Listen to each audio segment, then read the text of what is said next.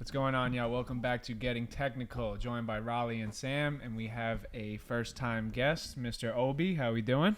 Good. I'm happy to be here. Really excited. First podcast ever, but love football, so I'm excited to talk about it a little bit. Let's go, Obi. Yeah, appreciate you joining us. Obi was a college football player at Maritime, played running back, had a good career. So it's cool to have someone that actually played the sport at the collegiate level here to give his insight and knowledge of the game. And, you know, we're here on the Monday after the Super Bowl, so I guess we'll jump right into that. So whoever wants to start it up. I think you should start up. You're the only one here that had the Chiefs winning the game. That is very true. Yeah, I've been with the Chiefs since the beginning of the playoffs. The season, Beginning of the year, yeah. Yeah, I've made mistakes, not really, but like betting against Brady in the past, and I'm not going to do the same thing with Mahomes, and I just feel like I'm never going to bet against Mahomes if Mahomes is on the field. Same thing I did with LeBron. I don't like to bet against LeBron, so I was just going to ride with Mahomes whether he was hurt or not, and I think the Chiefs had enough weapons to do that, and the Eagles did have a very weak schedule this year, and this was by far the best team they faced all season. So, yeah, I rode with them, and I'm happy. I'm happy the Chiefs won because I definitely did not want the fucking Eagles to win. Yeah, I mean, even though, like, I agree they did have a weak schedule, but they showed out in that first half. Yeah, no, that was definitely a fucking good half, but that fumble killed him. Yeah, the Jalen Hurts fumble killed him. And to be honest, so I saw somebody on TikTok talking about how, remember the Miles Sanders where he caught the ball in the backfield, got hit, they picked it up and recovered it for a touchdown, but it got called back? Yeah, no catch. They said because he caught it and he got 2 feet down, but he didn't make a football move. But then on a similar play, Goddard goes up, he's on the sideline, he makes that crazy catch, look like Julio Jones when he made that catch against the Patriots, and he gets 2 feet down and then he runs out of bounds. He doesn't try to go upfield, doesn't try to make a football move, he just catches it 2 feet in and then runs out of bounds. How come that's an automatic catch but not the Miles Sanders one? They did the same exact thing, but since Miles Sanders ends up dropping it. I think when they slowed it down, though, I don't even think Miles Sanders got both of his feet down. I think he was like still coming down, like from catching the ball, like he jumped up a little bit. And I think it was like right before his feet even hit the ground, like he got hit and he fumbled it. So it's like he didn't even really get both feet on the ground with the ball. I'd have to look again. I'm pretty sure he got 2 feet on the ground. He turned his chest upfield and then got blasted immediately. I've been watching a few podcasts or commentators talking about it a little bit. They were saying now we see these in slow motion. We all become the referee in New York that they phone into or whatever, But what's his name? It's tough to do in game speed. I've seen that there are talks that they might do these replays in game speed only and not allow you to slow it down because there's so many bang plays that are just too hard to tell when you slow it down.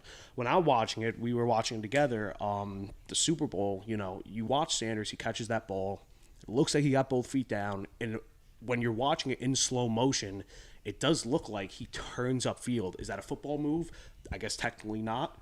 But if you're watching this now in full speed, I'm like, that might be a fumble. But by rule, it goes situation to situation. We can't, and that's also the point of human error and part of the game as well. When you look at these plays and you want to decide on what's what, it's part of the game, human error. And we saw that in how this game ultimately ended with a penalty, call, no call, things along those lines. But it's part of the game. It's human error. And if a game's that close, you can't blame the refs. It's ultimately up to you to make those plays so you don't leave it in the hands of them, Yeah, I looked at that Miles Sanders play. I was like, yo, if that was a quick slant, that would be an incomplete pass. Nobody would even question it. It's just the fact that it was in the flats. It was, a little swing pass out to the backfield to the running back who like caught it on like an angle like this where he was going, and it was so bang that it looked like a fumble. But think about that. If that was Devontae Smith over the middle on a quick slant, he caught it, 2 hands on it, and got drilled right away, they're not calling that a fumble. Yeah. Also, since I think that there was a lot of open field, there's not a lot of like people around making like the camera angles difficult. Obviously, there's thousands of cameras going on at the Super Bowl at a time. Like they have views from every single angle. But the fact that they have those views and it seems like they still can't get the call right most of the time is just it's kind of getting out of hand. And with all the steps and measures that they take to make sure that the game is perfect as it can be, and you have millions of people watching it on a global level, and they still don't know how to rule a catch over the last 20 years, it's just getting too inconsistent for me. This is the fun part. This is what keeps the people who have jobs, is you see these high level commentators and announcers. This is what gives them work. This is what gives them a job to talk about. This is what actually it makes you want to watch. And I talked to somebody about this this morning. You watch a no-hitter in baseball, and compare to them, in your mind when you watch these games, you think of one or two plays that saved that no-hitter. You think of a call that an ump made that saved a strikeout or a walk, that now a perfect game is a no-hitter. You think of those. That's the human error I'm talking about. And even though it happens to teams and it's unfortunate, that's why we love sports. That human error aspect is still there, where something can go wrong. Something might not be the right call. And it gives people like you guys, gives people at the professional level as announcers, commentators, gives them something to talk about. You don't want this to fully go to everything being perfect sometimes, because I feel like it's part of the game. Yeah, it takes out that like human element that you were saying, but it also even goes back to the Devonta Smith. No, they called it a no catch, but terrible. It I looked thought like that was a a good catch. call. No, the Wait, nose the of no- the football. The nose of the football was on the Okay, white. but he can't. Both feet. He had the ball with possession. Both feet hit the ground inbounds. His knee went down while he still had possession, and then he hit the ground, and it came a little loose. But it's like both of his feet were down. You talking about the championship game? Last No, night? no, last last night on night. the right. Sorry, On the I'm right. thinking- Think about the I'm one-hander Devontae, the against, one hand. No. That was phenomenal Yeah, that was catch, crazy. but I mean, you'll see someone like that running into the huddle. Hurry up! You got to Yeah. challenge that one. But I'm sorry, you were But talking it's about like Super Bowl. Okay. to me, it's like that. To me, I thought it was a catch. They ruled it a no catch, and then the Goddard one, I thought that was not a No catch. catch. Yeah. That was And then a bad they ruled call. that a catch, and it seems to be at least what people were saying on Twitter is like, what? Once again, like nobody knows what a catch is. Because you could have easily said that Goddard was a no catch, and you could have easily said that Devonta Smith was a catch. And I think if those calls were flipped, I don't think people really would have said anything. Yeah. But here we are, both those happened. Then we have the Miles Sanders thing, and it's like nobody knows what a catch is, and it just seems like they've come up with so many little like aspects of these rules that it's just too confusing now. Yeah.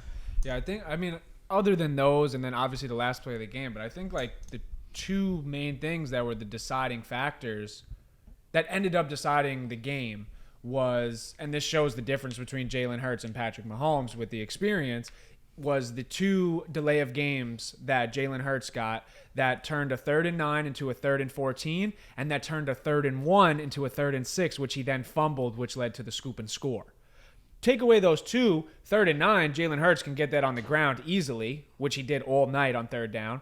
And, bro, 3rd and 1, they're going QB sneak and 99% success rate. Yeah, it's crazy how easily they get those. I Yeah, mean, you they're know, it's not amazing. If you look at the offensive linemen, How bro, they they all dig just under, yeah. take everyone out, and then Jalen Hurts, like, either, they have left, right, they kind of Yeah, choose yeah. an avenue. I'm looking at it right now. 3rd down efficiency, 11 out of 18. 4th down efficiency, 2 for 2.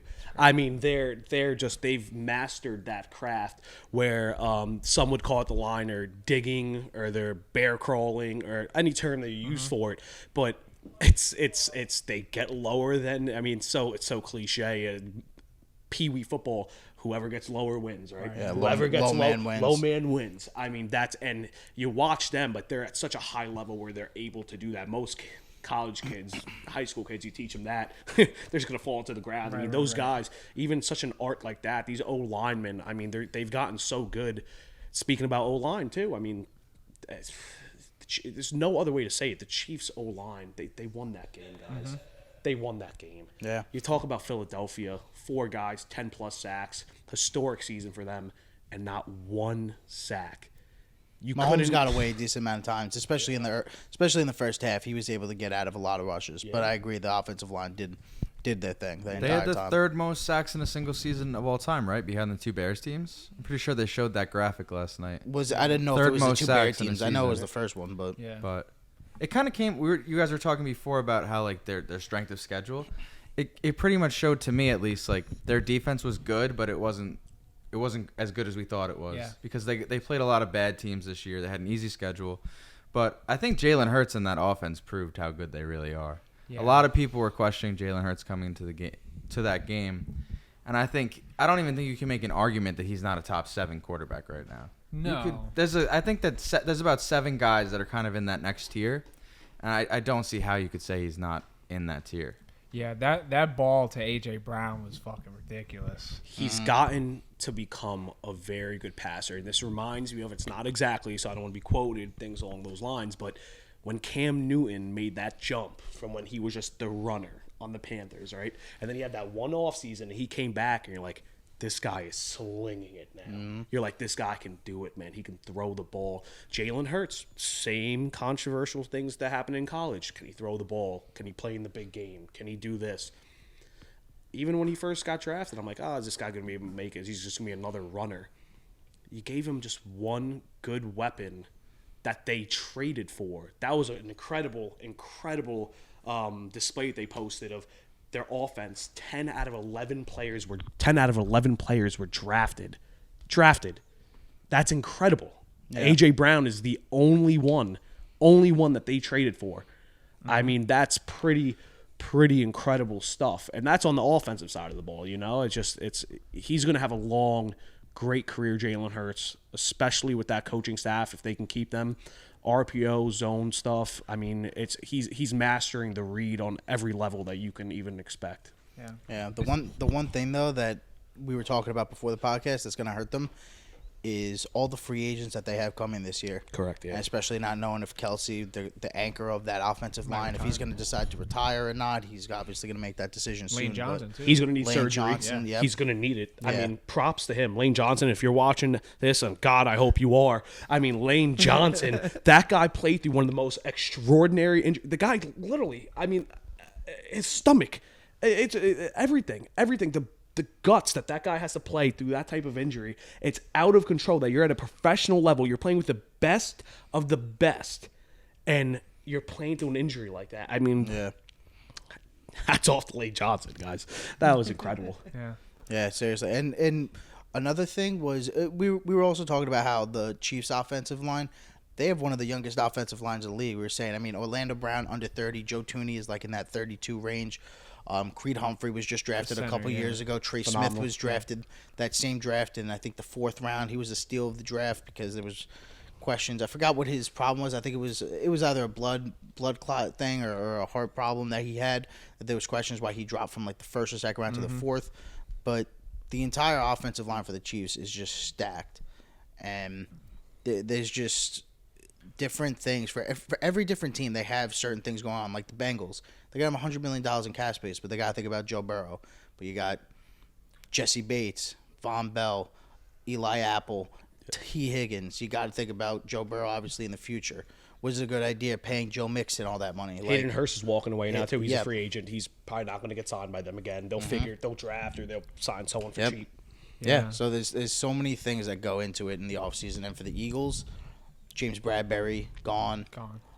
That defense is not looking great right now. Yeah. Who is the safety? Oh, C.J. Gardner-Johnson. Bro, Fletcher Cox might not come back. Cox. Who's the other D lineman that might Hargrave. go too? Javon Hargrave. Hargrave, yeah. Guys, I mean, their defense. Thing is with them is that they draft pretty well. They draft very well. So defensively, you still got guys who you're going to draft. They'll come in. They're probably going to go D-line first, 2nd round again.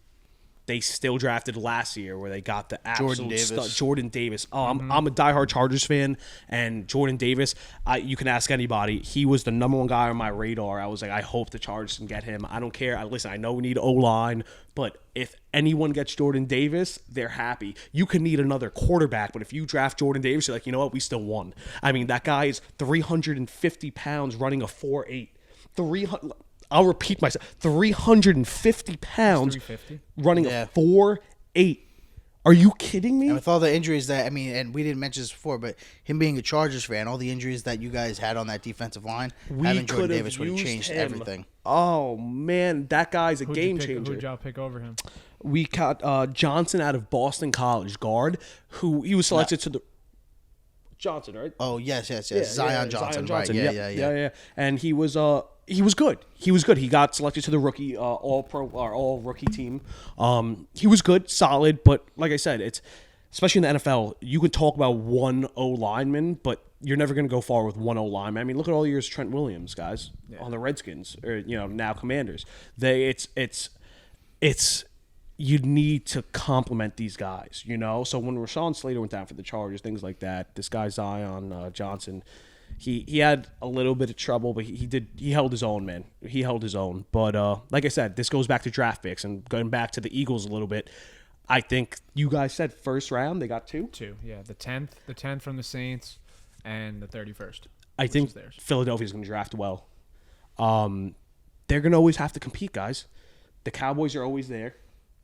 The Giants now, they're going to be there. Mm-hmm. The only thing with the Giants is that question mark is if you get weapons around him, is Daniel Jones going to be able to do it? Is he going to be able to keep scoring when you play the Cowboys, when you play the Eagles? In that division, that's the question mark. Yeah, I think defensively they'll be fine with Dable there. He'll piece it together. Offensively, that's the question mark. Are you going to pay Saquon? Are you going to pay Daniel Jones? Who are you going to franchise tag? How are you going to get Kenny Galladay off the books? Yeah, that's they a can't rough cut one. him yet. He's got another year. It's a rough one. Yeah, he's got another year. So they can cut him. I think it was a 4-year, $72 million deal. 64, I think. 64. It might be 64, 72, whatever. It's too much is what it is. And robbery. He's going into his third year. They could cut him, but it depends what the cap hit would be. Yeah. What the dead cap would be, actually. Yeah, I was looking at the Chiefs and what their offseason looks like, bro, and they look fucking golden.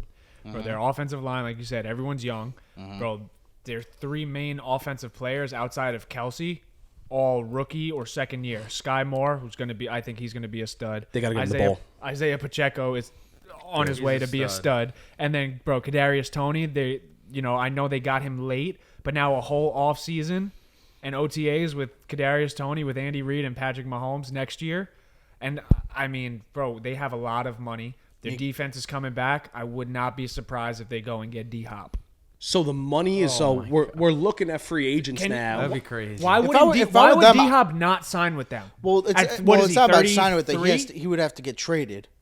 What? He's not going to be a free agent? No, he's not free agent. But they could trade for him. I mean, well, they can trade for him, but in my eyes, I mean, obviously they know they can win a Super Bowl without a top wide receiver. If I'm them, I'm just going back and beefing up the defense. If anything, I'm going out there and getting a pass rusher. I mean, George Karlaftis, who was a rookie this year, I think he came out of Purdue. Purdue guy, yeah. He was very good for them all year. Frank Clark is still there. I mean, Chris Jones got paid all that money. Nick Bolton looks like middle linebackers there. You can argue that that's a top 5 middle linebacker group. Yeah. I mean, they're very good in middle linebackers. Yeah, Nick Bolton looks like a steal. And their secondary's young and they're good. Yeah. So, I mean, I think they go and get a veteran stud receiver. Go get an Odell. Go get a D-Hop.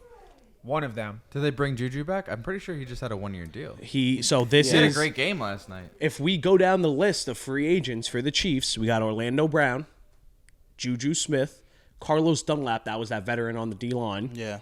Then you got guys like Ronald Jones, Blake Bell, Jared McKinnon.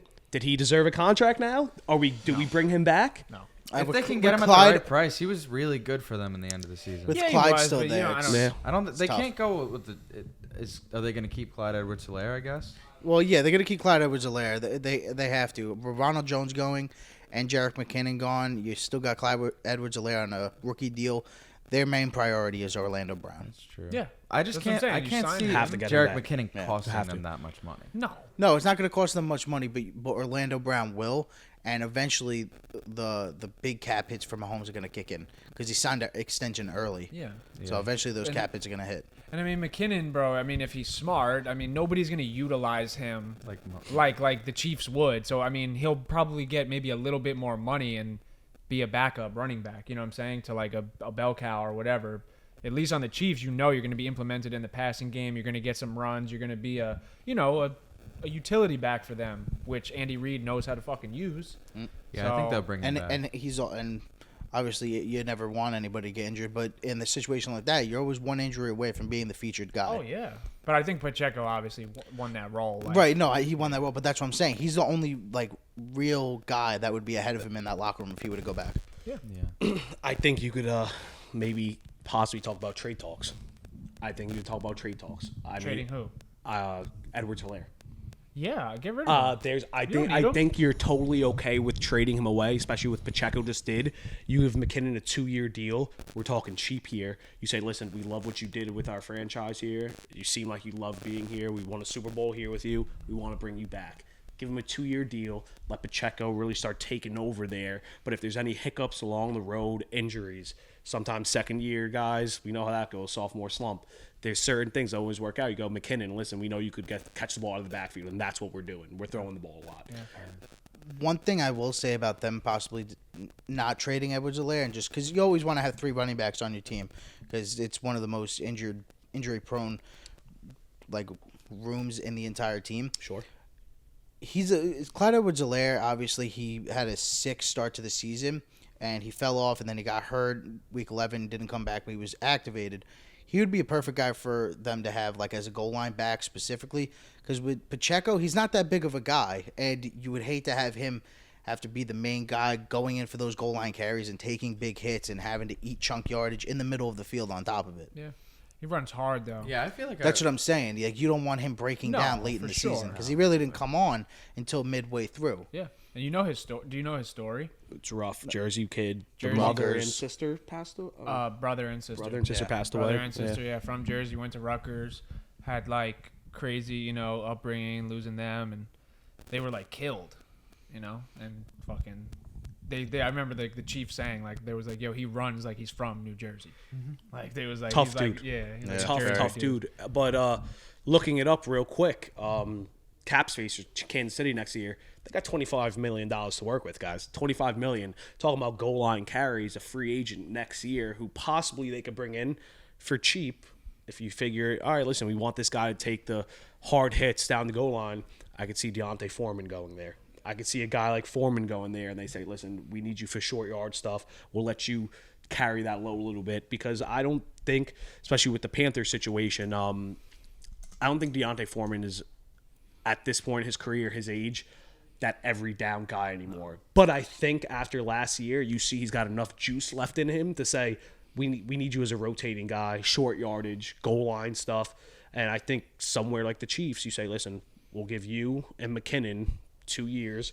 You let Melvin Gordon, the practice squad, go. You let Ronald Jones go. You possibly trade away Clyde Edwards-Helaire, get a couple picks for him. And now you got Pacheco, McKinnon, and Deontay Foreman. I will live with that 7 out of 7 days of the week with Patrick Mahomes. Yeah. You sound like a Chiefs fan. And it hurts, guys. It hurts. The Chiefs are good. And like Zach started off the show with, being a Chargers fan, I watch Patrick Mahomes every year do this, guys. I mean, it's always, he plays well enough. If he doesn't blow a team out, he plays well enough to always stay in the game. And even when he's having a down game, he figures it out at the end. And let's not take any credit away, because he might go down as one of the top 5 coaches of all time, guys. I mean, Andy Reid. It's just, it's phenomenal that a guy like that, who's got a great sense of humor, very personable, is going to go down as such a great coach. One of the people that you just smile when you watch him, because he's just so much fun. The ideas that he comes up with are just so much fun to watch. Mm-hmm. Yes. One quick thing, when you say about him with play design, that touchdown to Sky Moore and Avonte Maddox was covering him, and he ran. Obviously, Slay was guarding him. Slay was guarding him. No. Slay ran with him in motion. Slay was guarding him, and then he bumped over, I think, to guard Juju Smith-Schuster, and Avonte Maddox was over the top, and he was expecting for Sky Moore to run straight across the formation, and he came down into the box of Avonte Maddox, but when they snapped the ball, Sky Moore cut straight back to the goal line, and he was wide open for that touchdown. And that's what you talk about with Andy Reid. It's play design, being creative. I mean, obviously they had that ring around the rosy bullshit that they do. Didn't work last night, but still, the creativity and players wanting to play for him because he does stuff like that. He keeps everybody involved. It's just another reason why he's if he's not number 1, I would say he's number 2, obviously behind Belichick. Yeah. At this point. I was listening to ESPN Radio. I was on Michael Kay show before, and they had Steve Young on. And one of them asked him, do you think that Andy Reid's a better coach now than when he was with the Eagles? And he was like, absolutely, because the biggest thing with him is he's always learning new things, implementing new things, and he's like, Who said that? It was Steve Young. Steve Young? He was on Michael K. show today. I mean, no disrespect to Steve Young. Donovan McNabb was no Patrick Mahomes either. No. But he was saying that the thing is with Andy Reid is he's always just trying to learn and implement new things. He doesn't stay with the same system. He moved on. Correct. Yes, exactly. Adapted to and the also, times. I think he also was talking about Travis Kelce was in an interview this morning, and he said to him, he's like, within 6 weeks, like Andy's going to be giving us new stuff to work on that we're going to be implementing and just trying to take a new approach for next season already. He's like, he's always just trying to do new things. Yeah. And he said he's becoming a better coach, every single season. Those greats always next season starts the day after the Super Bowl, man. Those greats, the second your season ends, your next season starts the day after. There was that old commercial, I want to believe. It was with Emmitt Smith. And he's benching. And it's an old commercial. He's benching. He's pumping them out. And they said, when do you rest? And he stopped for a second, took a breath, and then he kept going. And he was like, that was my rest. Now it's time for next season. I mean, that's the mentality some of these guys have, And talking about that mentality, some of the guys have that. There's going to be a lot of guys that even now bounce back to the Eagles. They got to re-sign some guys. In the beginning of this year, tweets were put out by Miles Sanders. He wanted respect put on his name. I don't think he deserves it. I think that you put a lot of running backs in that systematic offense, RPO, zone, and they do exactly what he did this year. I don't think he deserves a contract worth all that money. I think they could save that for other places. I think Gainwell, and if they can bring someone else in for about the same thing, or if you want to spend money, there were talks about Josh Jacobs for a little bit, but I like Boston Scott too, bro. Boston Scott's solid. I think they would have to re-sign him too. I think he might be. I don't know about. I don't think we had Sean on last week, Eagles fan, and he was telling us he's just like they don't really need to re-sign Miles It's Sanders systematic. Because, It's the same thing with the Chiefs. You can get someone in for cheap and do the same thing they do because they're not the centerpiece of that offense. Yeah. You got A.J. Brown, Devontae Smith, Dallas Goedert, where, listen, he doesn't have to prove anything else. He's in that top 3 category of tight ends, especially in the league where tight ends aren't phenomenal right now. You got 3? Kelce. Think he's 3? definitely top 5. I would say Kelce, Andrews, Goddard. Over Kittle. I want to say over Kittle. No. Waller's not in that conversation No, anymore. he's always in I think over Kittle. I think Father Time has worn down Waller a little bit, Yeah. and not taking anything away from his great career. I think you have to put number one's always going to be Kelce right now, even though it's not. He's the best of all It's time. not a traditional tight end though, and this Best is the of all argument I get time. into with some people. I'm like, there have been some dogs at tight end, where all they did was block, and you're like, that's what they did. That's what they did. Kelce now is that hybrid where it's like he's just uncontrollable. Him and Gronk, man, those are the two that I think took that next step for tight ends, man. They really set the standard of these guys who. Tony G and Antonio. Sure. Well, Gates. How could I Gates. forget about Gates? I think those are the two that really did it, and then Gronk and Kelce took it to another Excel. level. Yeah, Correct. Yeah. I'll say it like this: Gates and Gonzalez set the foundation, and guys like Gronk, Kelce, Kittle, Andrews are taking it to another level. Yeah, because you can't. I mean, I get it. Like the position of the tight end was to block, but you can't say, "Oh, if they had the freedom that Kelce had, they would do what he did," because they wouldn't. They wouldn't. No. But now, who on your type of offense? Because there's different styles. Do you take Kittle or do you take Kelce? Because Kittle can block better than any tight end in the league Taking right now. Kelce on any Kelce? any day of He's the just week. such a game changer, like as a pass catcher. He just knows, bro, where to go. He's always in the right place. He always finds the fucking. It's a receiver mindset. You weakness find in the the holes in the zone. zone. Yeah. You know what find it the is? holes. I think it's actually a quarterback mindset because He he used to said play. he used to play quarterback, and he was Cincinnati saying on boy. that Cooper Kupp, same thing. exactly. And, look at the way those two guys get open. It's pretty similar. Yeah, and you heard that story that he was saying on the podcast about how he was a quarterback. He went to that West Virginia camp, lost the job to Geno Smith, and the guys told him, like, look, you're not a quarterback. And he switched, immediately went to tight end, went to Cincinnati, got a scholarship, and then Became a second-round pick, and now he's the greatest of all time, arguably. Yeah. Do you know his like whole story? I know like that brief segment from the say. podcast. I was gonna say it. Kicked off because he couldn't stay off the weed. Oh, Yeah, But so and basically, they don't listen. So basically, Travis Kelce went to Cincinnati.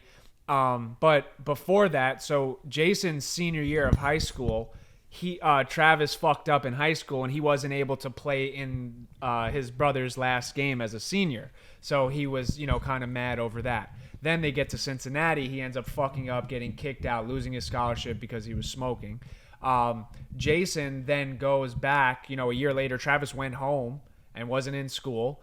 Jason went and fucking put the word in for him and kind of put it on him and was like, yo, like, I promise you, like, he's not going to fuck up. And he told Trav, like, yo, like, I'm putting my name on this. Like, you better not fucking make me look bad. And then Travis, obviously respects Jason, with the utmost respect. And then he ended up fucking balling out. But Travis was mad because he also did not get to play in Jason's senior game in Cincinnati because he got kicked off the team. So that was like that whole story. So that was like why this like was such a big moment for them to play together in the Super Bowl, because Travis missed two of the most important moments of their life together on the field, and now they got to share this moment, obviously. Yeah, and another same situation happened where Jason had to vouch for him. The draft for Andy Reid. When it was time for Andy to sign him, it's like, look, I drafted you too. Can we trust him? I know the story with him with the weed and everything, and not being able to show up when it was time. Can you trust him? He's like, yeah, I'll talk to him. I'll vouch for him. I think there's even one more part to that story. From what I saw, I was reading it the other day. He moved in with Jason as well. Like, Jason, like, had him move in with him. He had Travis move in with him, and he was, like, basically watching over him. Like, he's like, to make sure that he didn't fuck up. Yep. He's like, you're going to come live with me, and I'm going to make sure that you're good and we get you where you need to be, basically. And this isn't just at that one player, guys. I mean, there's so many guys in the NFL that we look at them, we're like, these are professionals, these are grown men, but it's like anyone else, man. When you love what you're doing, it's kids out there, and it's easy to make mistakes with all that money, all that fame, all that temptation around you, So I'm surprised it doesn't happen more than what we hear about. These guys who are outstanding citizens, I mean, watching the Walter Payton Award every year to me is one of the top awards. I love watching it because these guys go out of their way, man. And they do so much great things with their time, giving back. And there's so much other things that they could be doing that could either mess up their career or ruin other people's lives around them. Because it's not just them, guys. There's people who help them along the way. And this goes for anything else in sports, life, anything. And that's why it's a good story when you see someone like Travis, who is like, I had some ups and downs, and now the guy's, I hate to say it, but he's awesome. I hate to say it, but the guy's awesome. I mean, really, really, really good. Very likable guy, too. Yeah. They have, like, I think they're almost the number one podcast. They are right now, right now. Yeah, they have been over, like, the past month or so. I wonder if, because there's a lot of athletes who were in the same position as Trav, where they were, like, smoking weed. They just couldn't stay out of trouble. Josh Gordon, XFL signee this week. And I wonder how many athletes, if they had someone like Jason in their life to, like, help, guide them, set them straight, make sure they were able to succeed, like, how many more great athletes we would have. Josh Gordon got fucked, though.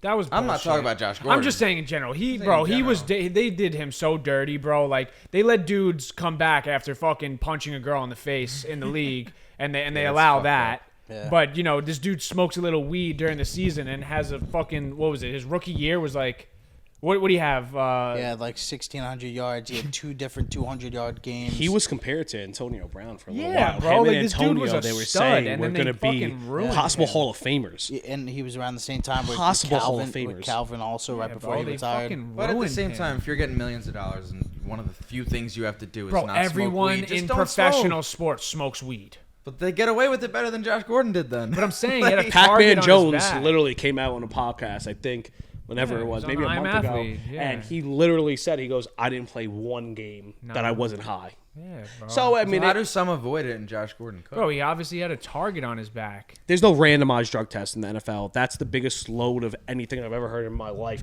You want to believe in conspiracies, you want to believe in rigged games, you want to believe in anything. I'll usually argue most of those conspiracies, especially with injuries, how games turn out. Maybe some calls get swayed. But when it comes to randomized drug tests, that's the biggest load of bull that I've ever heard in my life. Yeah. When there's a target put on your back, they're going to test you. When you win or have an extremely good game, they're going to test you for steroids. Look at J.J. Watt. Congrats to J.J. Watt and a great career. But you know how many times that guy probably got tested for steroids? I mean, come on. Dozens. There's certain guys that just will always get tested because of their play, their talent, or if they're, I guess, a repeat offender, I guess they would say, with smoking weed in the NFL. It's tough. I mean, listen, it's also rules.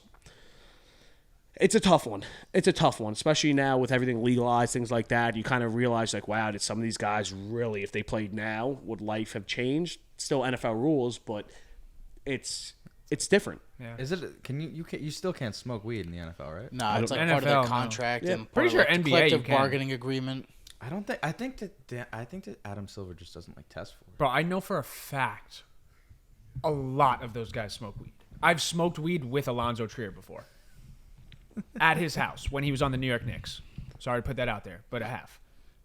Literally. Are we going to beat that out, or is that going to stay on here? Fuck it, I don't care. Bro, he's not in the He's NBA. not in the NBA anymore. But, where is he playing anyway? He lives in Arizona. He just Taiwan? he got back surgery. Taiwan?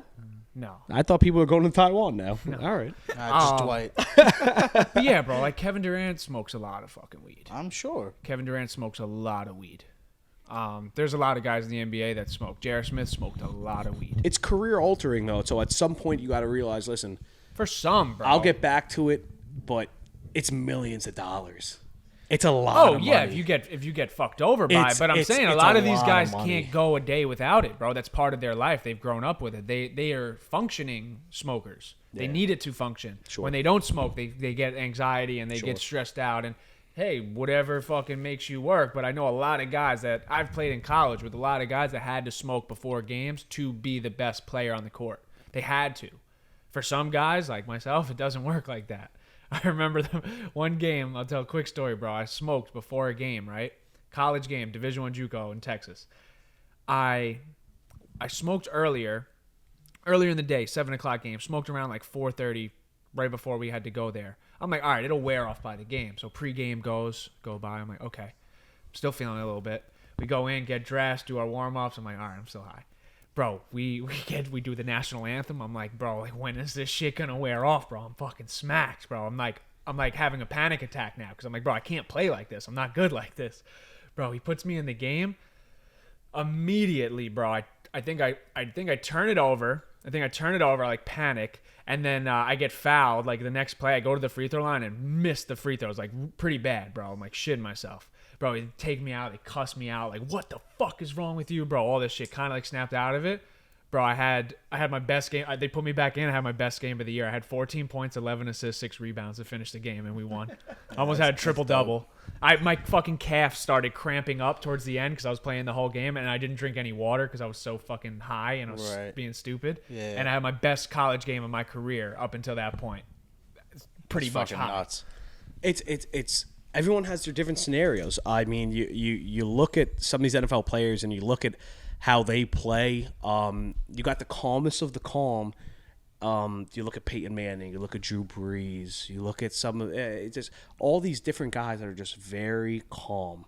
Then you got the Marshawn Lynches. You got the Pachecos. You got the Josh Jacobs. Yeah, you got guys that are just salivating at the bid to play. You know, there's just it's fun, and it's another thing that comes with the sport.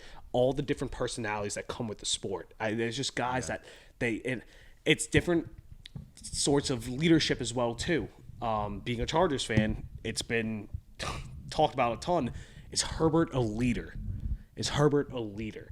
They said the guys rally around him in the locker room, but he's not that vocal guy. Every once in a while, you'll see him give the fist pump, you know, something like that. But it's not much of that vocal guy. You look at a guy like Baker Mayfield when he was balling a little bit way back, you know, but he was very vocal, things like that. Different sorts of personalities in the NFL. Phillip Rivers, last Chargers QB. Phillip Rivers, one of the best highlights of all time. against the Jaguars. I don't know if anyone remembers this, but he throws. He gets hit a little late. He gets up and he stands right behind the defensive end that hit him, and he's screaming 99 yards, 99 yards. He's like, you don't got to yell in my ear. He's like, no, I have to. One of a competitor, and it's not means he's a bad guy. Doesn't mean that he's out for blood. It just means that there's emotion in this game. One of my favorite players growing up was Brian Dawkins. I loved it. I love that he had that loudest people on the field. An alter ego. That whole alter ego thing was great to me. You looked at him. It was an animal when he was on the field, but again, a gentleman off the field. The personalities in football are fun to watch from team to team. And we saw that yesterday too. I mean, the Eagles, things like that. Jalen could have walked off the field right away. Jalen could have thrown a tantrum. Jalen could have not said anything. Jalen, I will say, gained a lot of respect from a lot of people throughout this season, but even after this Super Bowl, how he reacted, he didn't do anything that was anything less than classy. He handled it the right way. Yeah, there was an instance during a play that was getting reviewed. I saw Jalen Hurts had walked to the sideline, and it was a call that was going against the Eagles. They had challenged the call, and Sirianni was laughing and saying, like, telling his team to come back, and he was like talking all this shit with the ref standing right there, and Jalen standing there also, and you see Sirianni put his hand up and telling the team to come back, and Jalen grabs his arm and puts it down and just shakes his head and says no, and then they smirk at each other and they go on. But like, that just shows like how mature he is for a player his age and in the position he's in, being in the Super Bowl with the lead, but the team's coming back. You had the best season out of any team for the entire year, and to have that poise and confidence to go to your superior, your head coach, and put him in check, that will be shown to quarterbacks across the country. Like, look, if you need to put somebody in check, even if it's a coach or your teammate, you need to be the leader on the team. Yeah, I think it comes down to just him being battle tested, bro, with all the adversity he's faced. You know what I'm saying? His journey has not been fucking easy. So it's like he's been through the ringer and he understands what it takes. And, bro, he's just an ultimate competitor. I've said it when we first started this podcast, when we were comparing like him and Dak Prescott, when he was almost in that conversation of group of guys, honestly, probably below them, the Kirk Cousins. And I was like, bro, like Dak and Kirk, those guys don't have the it factor. Jalen has it. Like, he just has an it factor. He may not be the most talented thrower. He may not be the best skillful quarterback, but he has an it factor, and that's like that Big Ben effect, right? Like, Big Ben wasn't the most talented, but he just had that it. When the big games happen, the big moments happen, they always come through in the clutch. So that's what I think he does. He's shown his character like that even at the collegiate level. We talked about it, I believe, last week when he got benched for Tua and then didn't say a thing. Goes to Oklahoma and... I mean, they were, the number one team in the country when he got benched? Yeah. Yep. He didn't say a word. Yeah. And he's a full threat, guys. I mean, we're looking at it now. I'm looking at stats. Jalen Hurts, 27 for 38, 304 yards passing, a touchdown. Rushing, he led the team rushing, 15 for 70, 4.7 average, 3 touchdowns, guys. I mean, this is something I speak with Sam about a lot, especially running backs. I love to look at running backs. If I could be a running backs coach for the rest of my life and just work my way up as that, I would do it. I love running backs. And that's something I always look at as average. Average. I don't care if you're a sub. I don't care if you're a starter. I don't care if your guy gets in every once in a while. There's actually on the Browns, the kid who I think is going to go somewhere and actually have a decent amount of reps is Johnson. Dearness Johnson. Every game that he's been in has been nothing less than 80 yards, 85 yards. The guy deserves to go somewhere. Also running behind the best offensive line. Very good offensive line. And then also coming from, a pro organization that has phenomenal running back coach. And I'm blanking out on his name right now, with the beard and the braids. Stumpy Johnson. The guy he's number 2 in total yards for the Arizona Cardinals. The guy's an absolute beast. The guy was awesome, and he just, between Chubb, Hunt, and that's another, again, he surrounds himself with guys that just can do it. You know, there's just guys. Nick Chubb, very patient, great zone runner. I mean, misdirection that they do. I mean, almost every run play you see someone pulling for the Browns. I mean, it's just, they're so good at their craft, and that's something that it's very looked down on now. Everyone wants to see passing. Everyone wants to see that. But for Jalen to be the passer and the runner, that's, again, back to the Miles Sanders talk. You can plug in guys there. Yeah, he's not the centerpiece. Yeah. You're pulling guys and making run plays around Jalen Hurts. Yeah. You had the octopus last night. Is that what it was called? Yeah, the octopus. I called Blaze after the Chiefs scored that touchdown to go up 8 points and they kicked it off. I tried looking at DraftKings to see if that octopus was available because it was available prior to the game. And you don't have to pick a player. It's just a yes or no. It was like plus 3,000 if the octopus happens, minus 10,000 for it not to happen.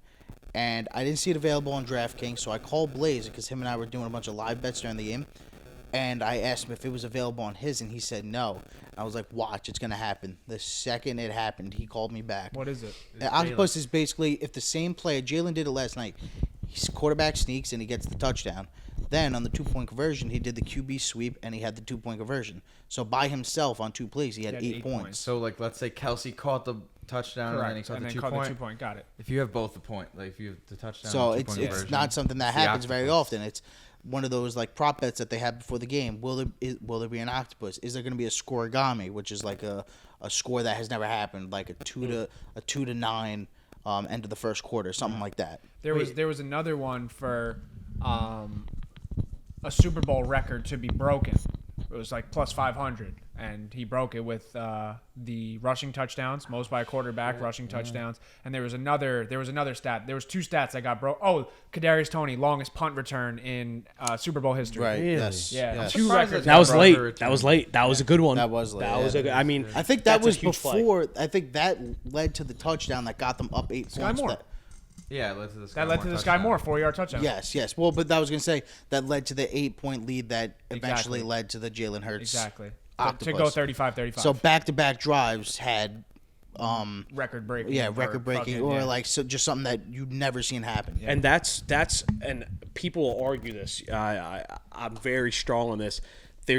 Football is put into thirds, offense, defense, and I don't care what anyone says. It's weighed just as equal as those two special teams, guys. I mean, as a Jets fan, Sam, you look at the game. I mean, look, you guys could have had a win against the Patriots, and a special teams play ended that game. Guys, special teams is so big, and that's why these guys might not make the most money, but if you guys got a solid special teams player, that's why you see some of these guys last round in the NFL. They'll play an entire Matthew career. Slater. I mean, on the Patriots. I mean, the guy makes a living off special teams, and if they get deep enough into a game, you play him and whatnot. But special teams guys, and you saw it yesterday. The Chiefs outplayed them. Yeah. Even the punter, Tommy Townsend. Thank you.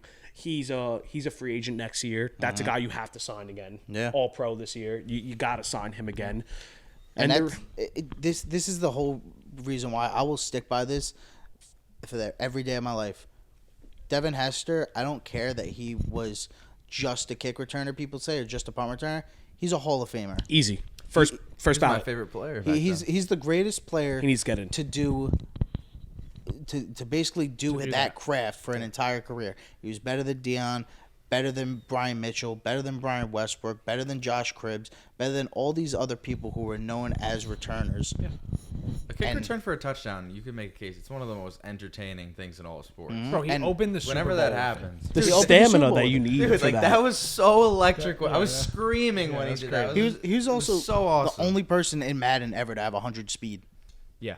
and he had it twice. Yeah, I'm pretty sure. He Yeah. was I would put him on I would build him on my the Madden teams the franchise. Yeah. I put him at wide receiver and I would just throw Hail Marys to him. Yeah, I would put Peyton Manning as my quarterback. I would just throw Hail Marys. To You Devin can argue Hester that every some time. guys make their career just off that. I mean, look at Buffalo, right? In their situation right now, you have a guy named Hines, right? He may never touch the ball as a running back there now, but he might be their return guy for the next few years. They might say, listen, we're going to sit you down, talk to you. This is what we're going to do with our offense. That's another thing with Buffalo. I think that they need a trade or something like that. If James Cook doesn't work out, their last piece on offense is a running back.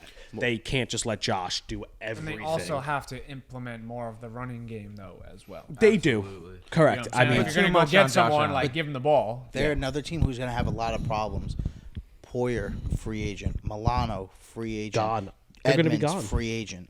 Von Miller coming off injury. Von Miller coming off injury. Tre'Davious White, only played 7 games this year after tearing his ACL or Achilles the year before. They're a team like if they don't address their defense this offseason, they could end up losing the first seed in that division. And they showed that they need another wide receiver because Gabe Davis is not that guy. Yeah, no, he's not. He's a third. Yeah, he's a third, but he's not a number two. They could be a team that make a move for DeAndre Hopkins? Yeah, of course. I don't think so. Just because I said they have too many other glaring holes, especially on the defensive side of the ball. No, I get that, but then I mean, bro, if you have D-Hop and Stephon Diggs, doesn't matter. You could score 40 points, but if the other team scores 41 because your defense can't stop them, what the hell's the point? And now that conversation comes up, and I didn't want to touch this because this guy here, Keenan Allen. But you talk about what team can score 40 points in that division. With Tua, that's a different conversation, but ultimately he needs to start thinking about his life and furthering his health and himself, because I wouldn't be surprised if he retired at some point. I mean, the guy's got too many concussions, but that's a different story. Maybe they can keep up. He's also a Samoan guy with Junior Seau history. I know, but just so say he doesn't. That's one situation, right? So say Tua goes elsewhere, whatever. Dolphins probably wouldn't keep up with the Bills anymore if Tua leaves. Now we look at someone like the Patriots. Are they going to go back after Garoppolo with O'Brien back at the Patriots now? Does Garoppolo go back there? And now are they a solid team that could put up 28, 27 points a game, have a solid defense behind Belichick? I don't think O'Brien was there. It was Josh McDaniels. O'Brien was the head coach for the Texans at the time. Oh, you're right. No, you're right, actually. He would have to go to Oakland or Vegas. But Garoppolo there is still an upgrade from that human potato of Mac Jones. I mean, the guy's an absolute joke. Every Patriots fan should be ashamed to call that guy a quarterback in the NFL. I don't care what anyone says.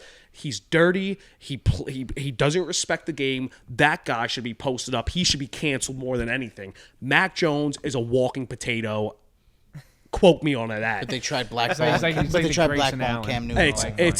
He's rough. But sounds not bad though. No, but I'm saying with all the tripping people and just everyone hated him. He was like Duke, like preppy white boy. Like it's just not. It's not a good look for the sport. I don't like the way he plays.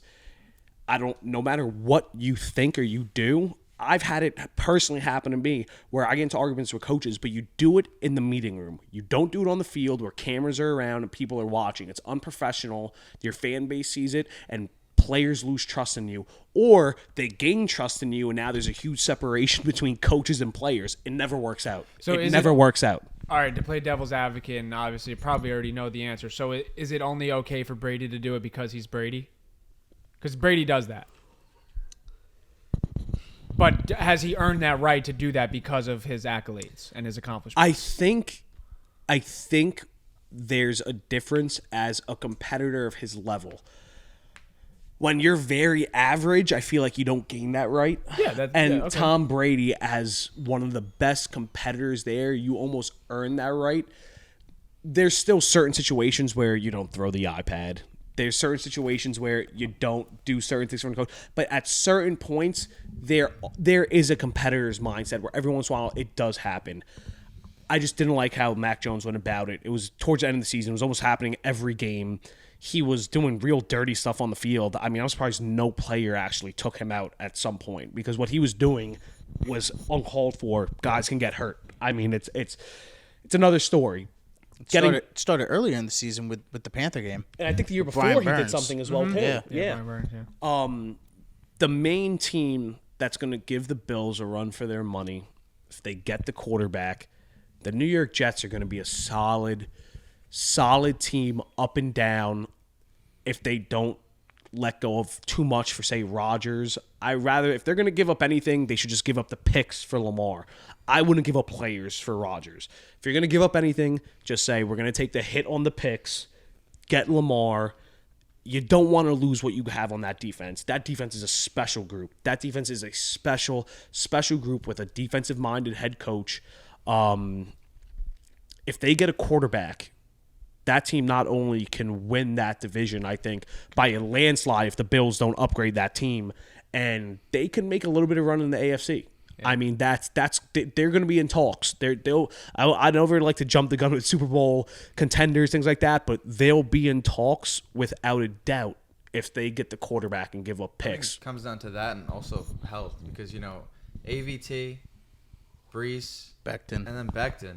Those are like three of their once AVT Becton went lost down, weight, though. AVT and Brees, did they even win a game after that?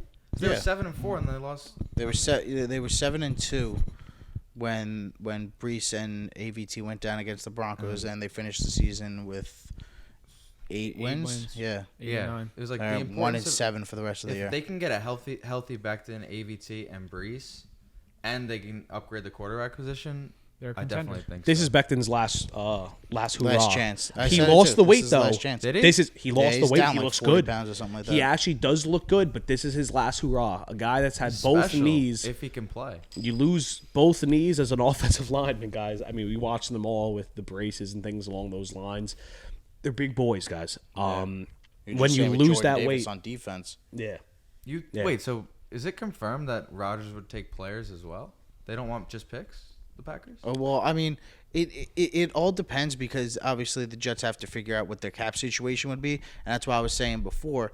You're gonna have to cut Braxton Berrios. You're gonna have to cut Braden Mann. You have to think about cutting Corey Davis. Carl Lawson's gonna save you like $15 million, but like you said, with the defense, it's a special unit. You have to think about.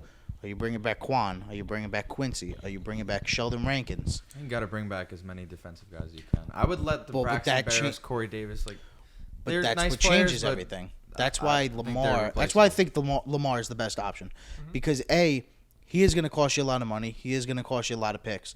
But if you're able to extend the length of the contract and have a lot of that money be back end money, as long as it's guaranteed, and you can bring back your unit, bring back Quincy, Quan, Sheldon, and do what you have to do.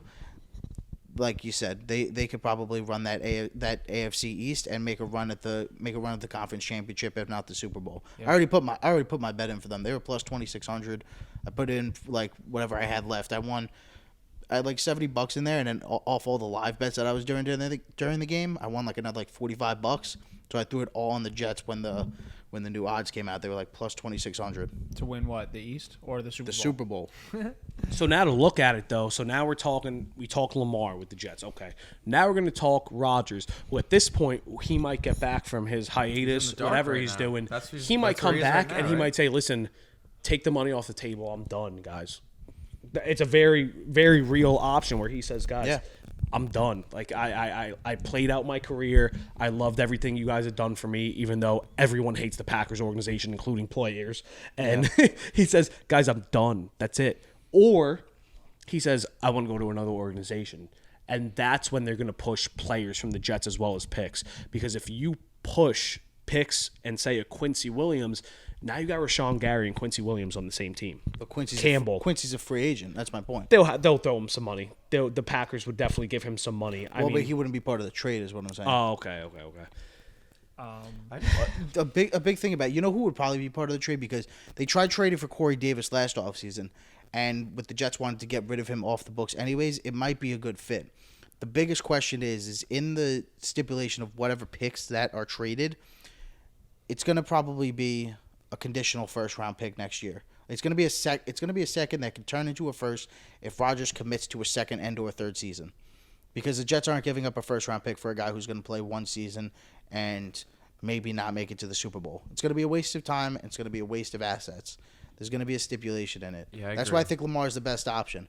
But with Rodgers being gone for the next 3 days, not knowing what his plan is, and Derek Carr becoming a free agent tomorrow at 4, the Raiders already said they're not trading him.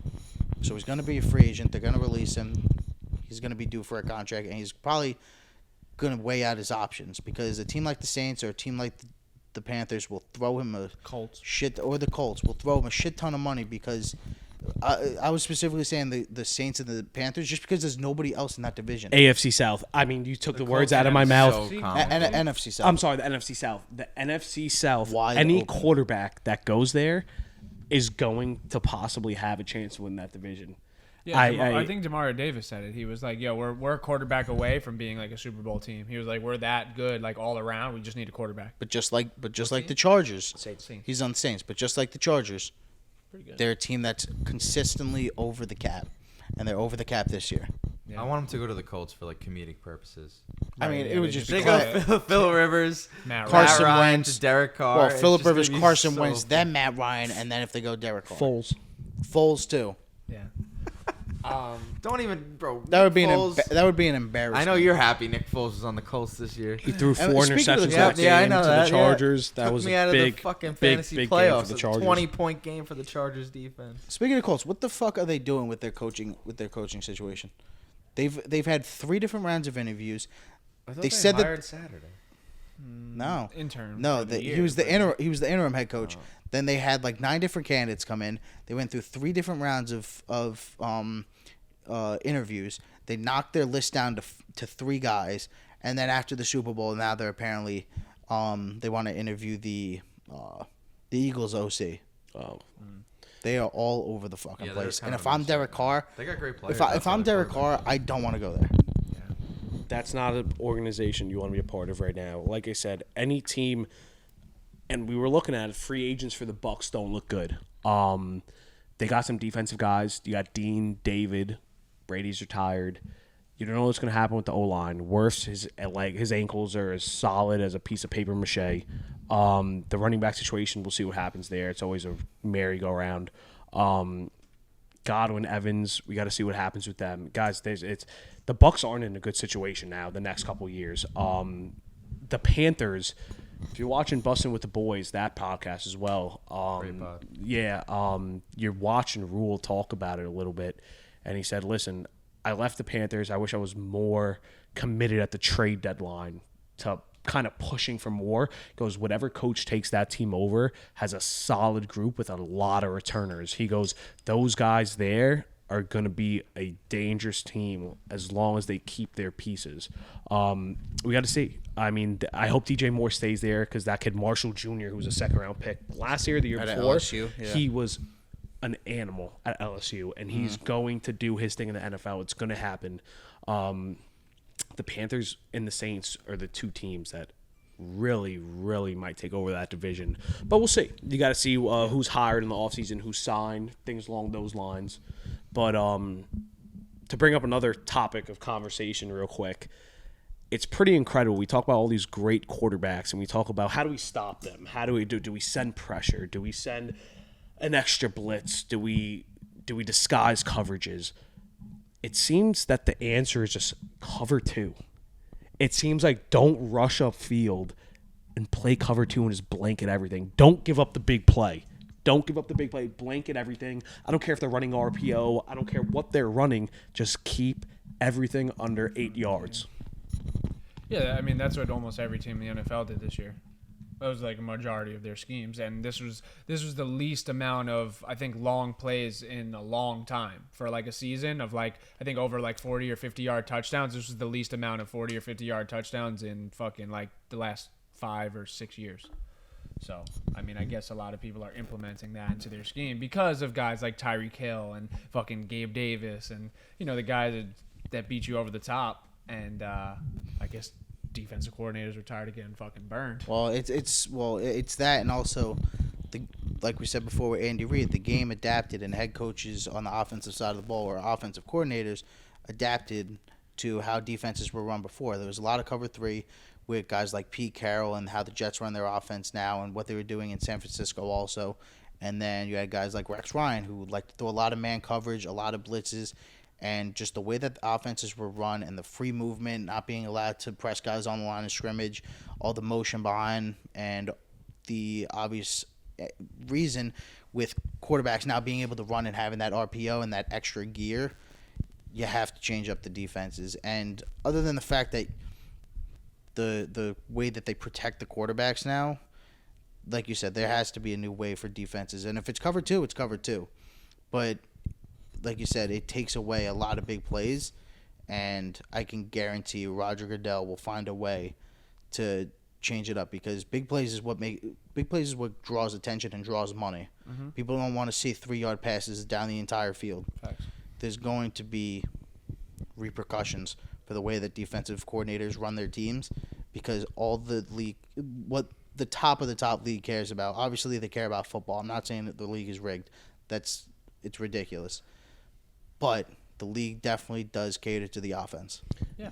And this is where the running backs. Before we proceed, I'm just going to change the battery just so it doesn't die, so it don't get cut off. All right, we're back.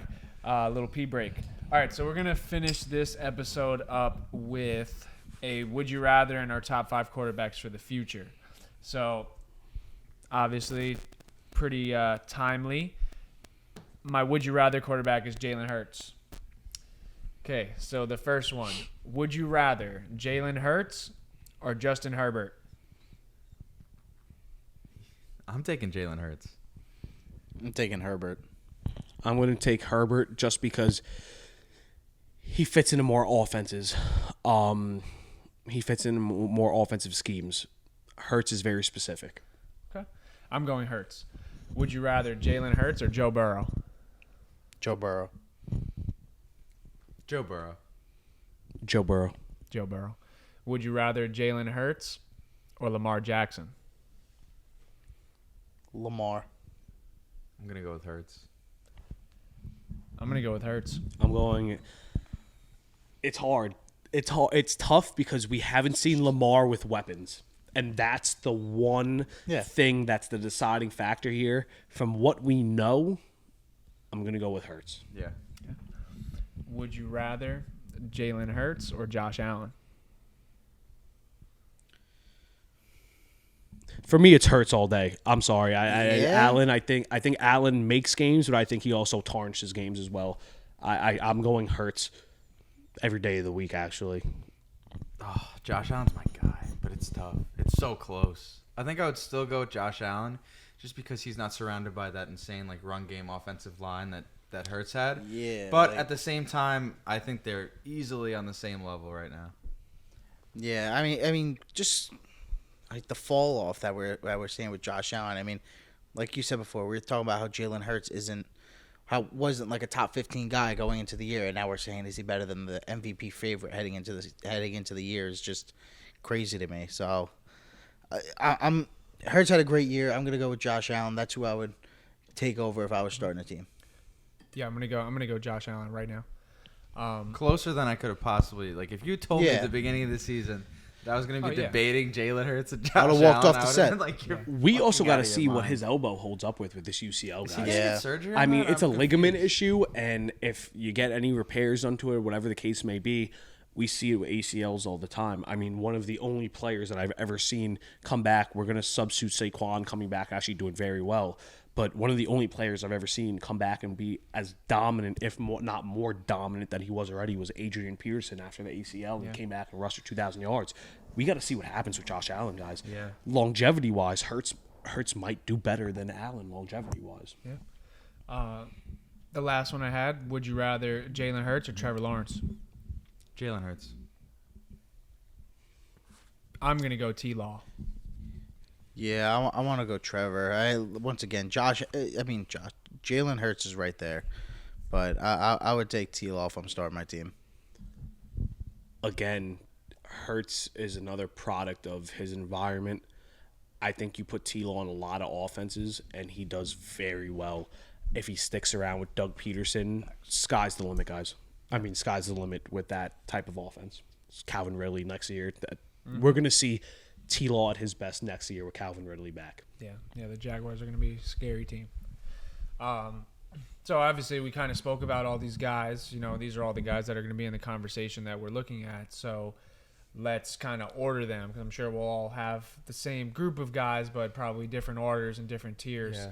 Other than number one, I'm sure everyone has Patrick Mahomes, but we'll give our top 5 quarterbacks for, say, the next 10 years. Yeah, I mean, I feel like top 5 quarterbacks right now, they're all young.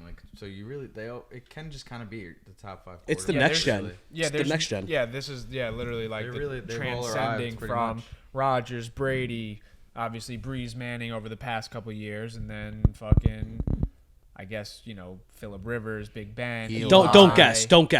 Phillip Rivers. You say that name of respect. Brady was the last one, okay? If we're going to talk about Ben Roethlisberger, I'm going to talk about Phillip Rivers as well. No, they're not in the same conversation. You gave Phillip Rivers Mike Tomlin in that division at that point. I don't want to hear ifs. That's fine. I don't want to hear ifs. Big Ben and Phillip Rivers are not in the same conversation. They're not in the same conversation. He didn't win shit. He had LaDainian Tomlinson, Antonio Gates. The AFC Championship, he played on a torn ACL. I mean, listen, that could have been the year, but he played on a torn ACL that game. Also had the highest scoring, the number one ranked offense, number one ranked defense, 32nd ranked special teams. I don't care what anyone says. This year hurt the way this year ended, but that year was the what could have been situation of a lifetime as a fan for the Chargers. If that guy played on a torn ACL, which is incredible, and still, I mean, listen, he lost. He was never great in the playoffs, but damn sure it wasn't. It's tough when you look at those quarterbacks and you're like, what could have been with Phillip? If you look, I will say this: if this year? Who? The Steelers? Yeah. No. Well, I mean, you technically can't finish 500. You can't anymore. It's either 8-9 or 9-8. Oh, I said with the extra game. I meant above. Oh, I think they were 8-9. They were 8-9, I think. Yeah, I think they lost the last game of the year. Or didn't they tie? Did Yeah, they tie? tie, They tied this Who? year. They went 8-1. Who tied? Steelers. Steelers had a tie. Bro, wasn't it like the first week of the year? Yeah, they did. I think they. You have tied. Alexa? Hey, Alexa. Oh, he's looking it up. Wait, didn't they tie like the? No, they beat the Bengals week 1. I thought they tied them. I was just gonna say like Tomlin's never had. Or they tied the Browns or the Bengals? Tomlin's never had a losing season, right? never had a losing season. Where'd they go? I interrupted. So they were 9-8. 9-8. Yeah. Oh, they went 9-8. He's never had a 9-8. losing season. Never had a losing season. I mean, Oh, they went 9-7-1 last year. Yeah, 9-8. that's like that's insane. But what were Yeah. you saying before? If you're looking at that generation of quarterbacks, I would say like Rivers is probably in last. If we're talking about Brady, Manning, You guys got the 2 Super Yeah, Bowls. I- like, it's Hall of the Famers. Super I think Bowl. Philip Rivers is a Hall of Fame. Great guys. No. I mean, if it's No a shot. Super I Bowl think the look, numbers it's speak the for difference. Then themselves. Eli Manning's better than Dan Marino. Like, give me a break. I mean, bro, but it's the difference between 7 and 8.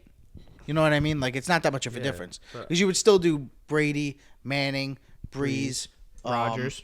I Well, mean, I know he's still playing. I was gonna say Big Ben. I put Ben above Eli. Eli drops Yeah, to the bottom. I That's put what I'm Ben saying. above Eli. Oh, I'm Ben, sorry. Okay, Ben, I thought you were another Ben way around. and then Rivers and Eli, I think, are interchangeable depending on how you feel about Eli them. has to get the nod. He beat Tom Brady 2 times in the Super Bowl. The You defense say- Yeah, beat Tom Brady. yeah, Their defense beat Tom Brady. Bro, he still beat him, bro. He made the fucking throws. Guys made catches. He still made throws, bro. The guy was fucking. Joe Flacco made throws. Joe Flacco made Elite. throws. Super And Bowl Jacoby MVP. Jones. Bro, what are we talking about? Eli made throws, bro. Mario Manningham, the Plexico Burrs, the David Tyree. Like, bro, yeah, dudes made catches. Dudes made plays. He still fucking won. He didn't throw the picks. He didn't fumble. He didn't turn it over. What about the throws he made in Green Bay when he beat fucking Brett Favre and then beat Rodgers? What about that? Let's get back to the top 5. I'm just saying, right, though, so- like, bro, what are we Chargers talking about? fan versus Giants fan. I mean, no one's gonna win this argument. We'll get back to Fucking the top dinosaur 5. They've been fucking locked in since the draft. Those Ever two since the teams. draft, when Ever since the draft, those teams. Have Archie wanted to be a scumbag. Top 5. I'm probably gonna do 2 honorable mentions as well because I mean I Yeah. think there's like 7 guys. So All right, I'm so gonna- let's- I'll do my honorable mentions as well if you guys want to do the same. All right, so give yours. All right, cool. So my top 5 quarterbacks in the NFL. My honorable mentions are Lamar Jackson and Trevor Lawrence. At 5, I have Justin Herbert. 4, I have Jalen Hurts. 3, I have Josh Allen. 2, I have Joe Burrow. And number 1, I have Patrick Mahomes. My You guys top. think? Oh, you go. Yeah. So I'm not gonna do any honorable mentions, but at 5 I have Justin Herbert. At 4 I have Jalen Hurts. No, 'Cause- I'm not gonna do that. Tila over. That's him, what I'm so, saying. Yeah, I'm gonna go 5. I have Jalen Hurts. Herbert's gonna go 6. I'm gonna have 5 Jalen Hurts, 4 Trevor Lawrence, 3 Josh Allen, 2 Joe Burrow, and number 1 obviously Patrick Mahomes.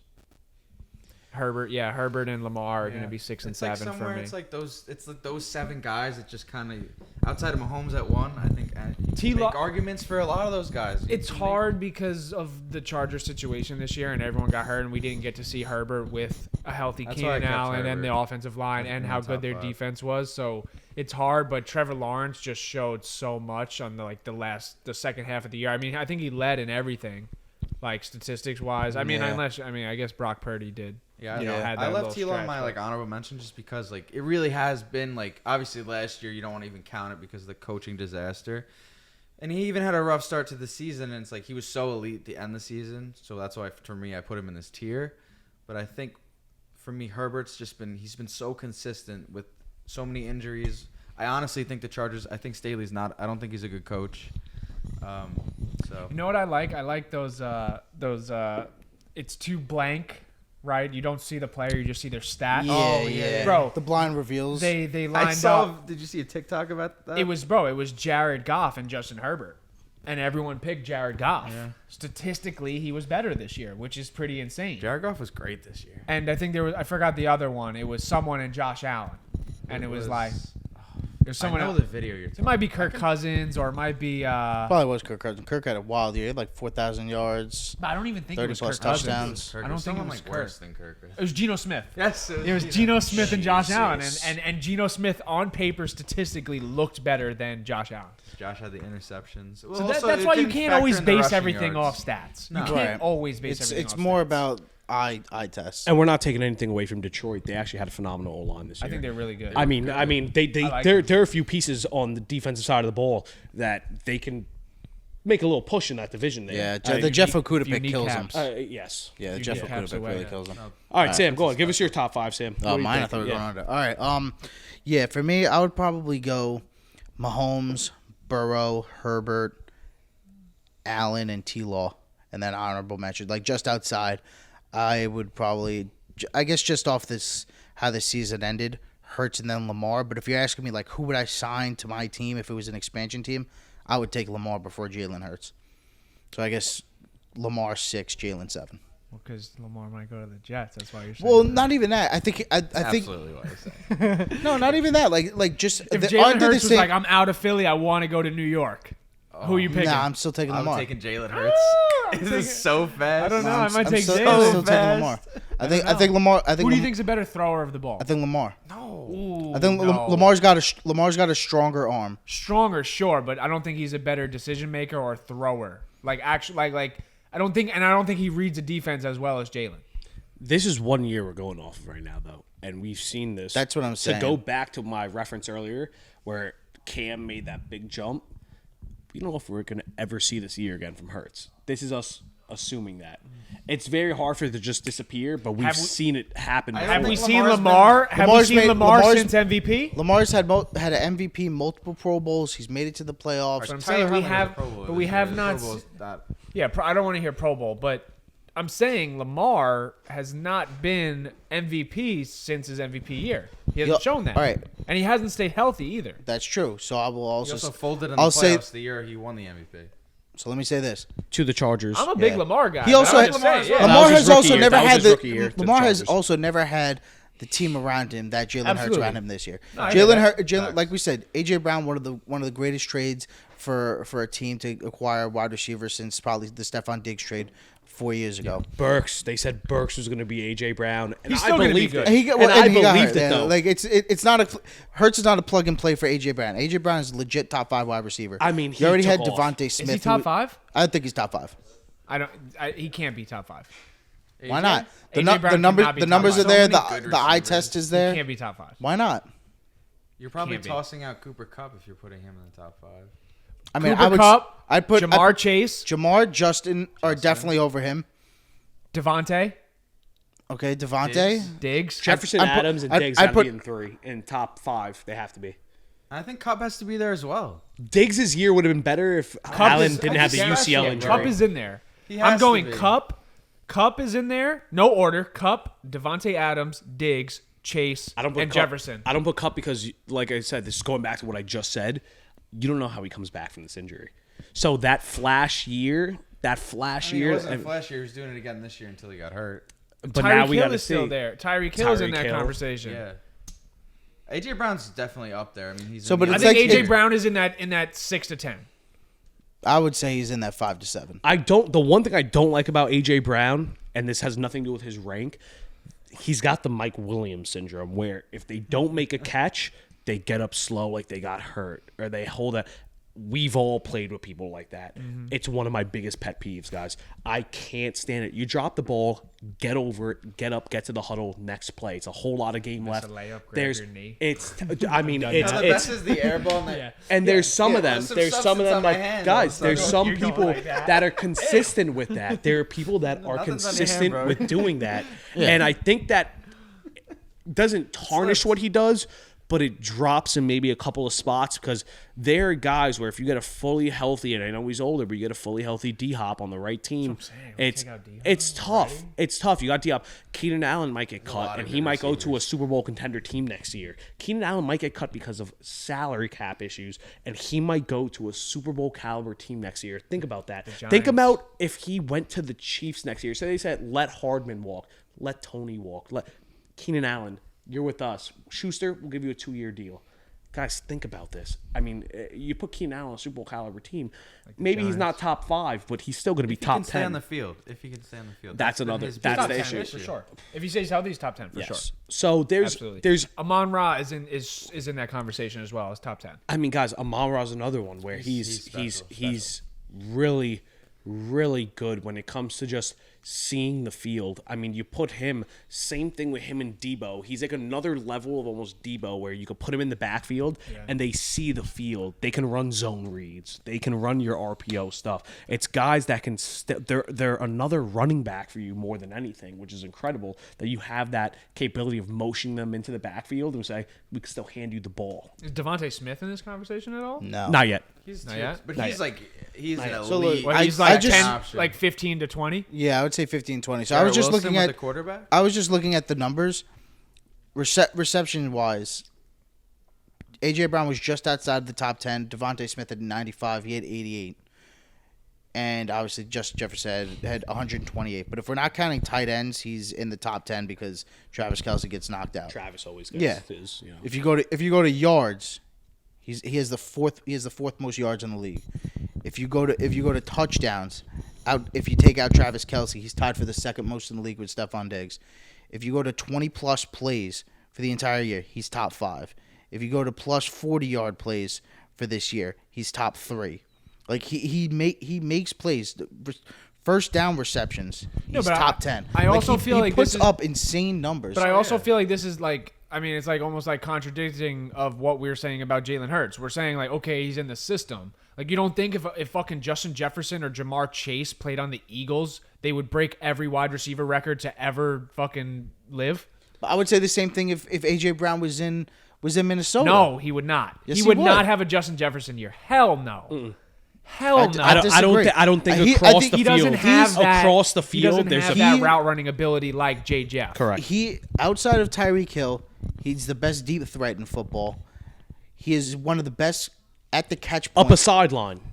Up a sideline. Yeah, up a sideline. So that's Justin what a Jefferson deep threat doesn't. is. Justin Jefferson can do that. I know. I put as Justin well come Jefferson ahead across of the him. field. But that's I what don't I'm think saying. I don't think Justin Jefferson's better than him. But I also don't think that his numbers are going to diminish if he goes to Minnesota. Guys, we're forgetting about somebody, and I don't know if it's because we overlook it because whatever reason he's the only guy there. Mike Evans. No, guys, C.D. Lamb has got to be in these talks. Uh, Guys, C.D. he Lamb. turned up at the end C.D. of the Lamb season. has he's to be top, in he's, these he's very top good. 10. Guys, He's he's very got to be top 10. scraping that 7-8 mark where he's Nah. close to 5, He's guys. very No. good. C.D. Lamb is there. He's closer to 10 than he is to 5. I mean, I had him in fantasy, and I mean, so I watched a lot of Cowboys games because of that. Because I'm a loser, and he was making plays.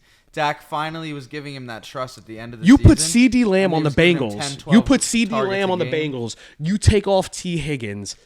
Guys, we're talking about. I mean, it's, and I'm saying that. Okay, I said T. Higgins is like a number 2. You take him off. T. Higgins but is a you number take- 1 on more than half of the teams in the NFL. I mean, we're talking 3/4 of the league. We're not even talking half. I yeah. think we're talking 3/4 T. Higgins now is with that T. guy- Higgins. is a guy. That guy's very good. You know, CeeDee Lamb's got to be in talks of being up there at this point. He's I good. mean, He's next good. year I think he's going to take off again and again. Another player doesn't have to do a ring or anything, but the way he holds himself, the composure.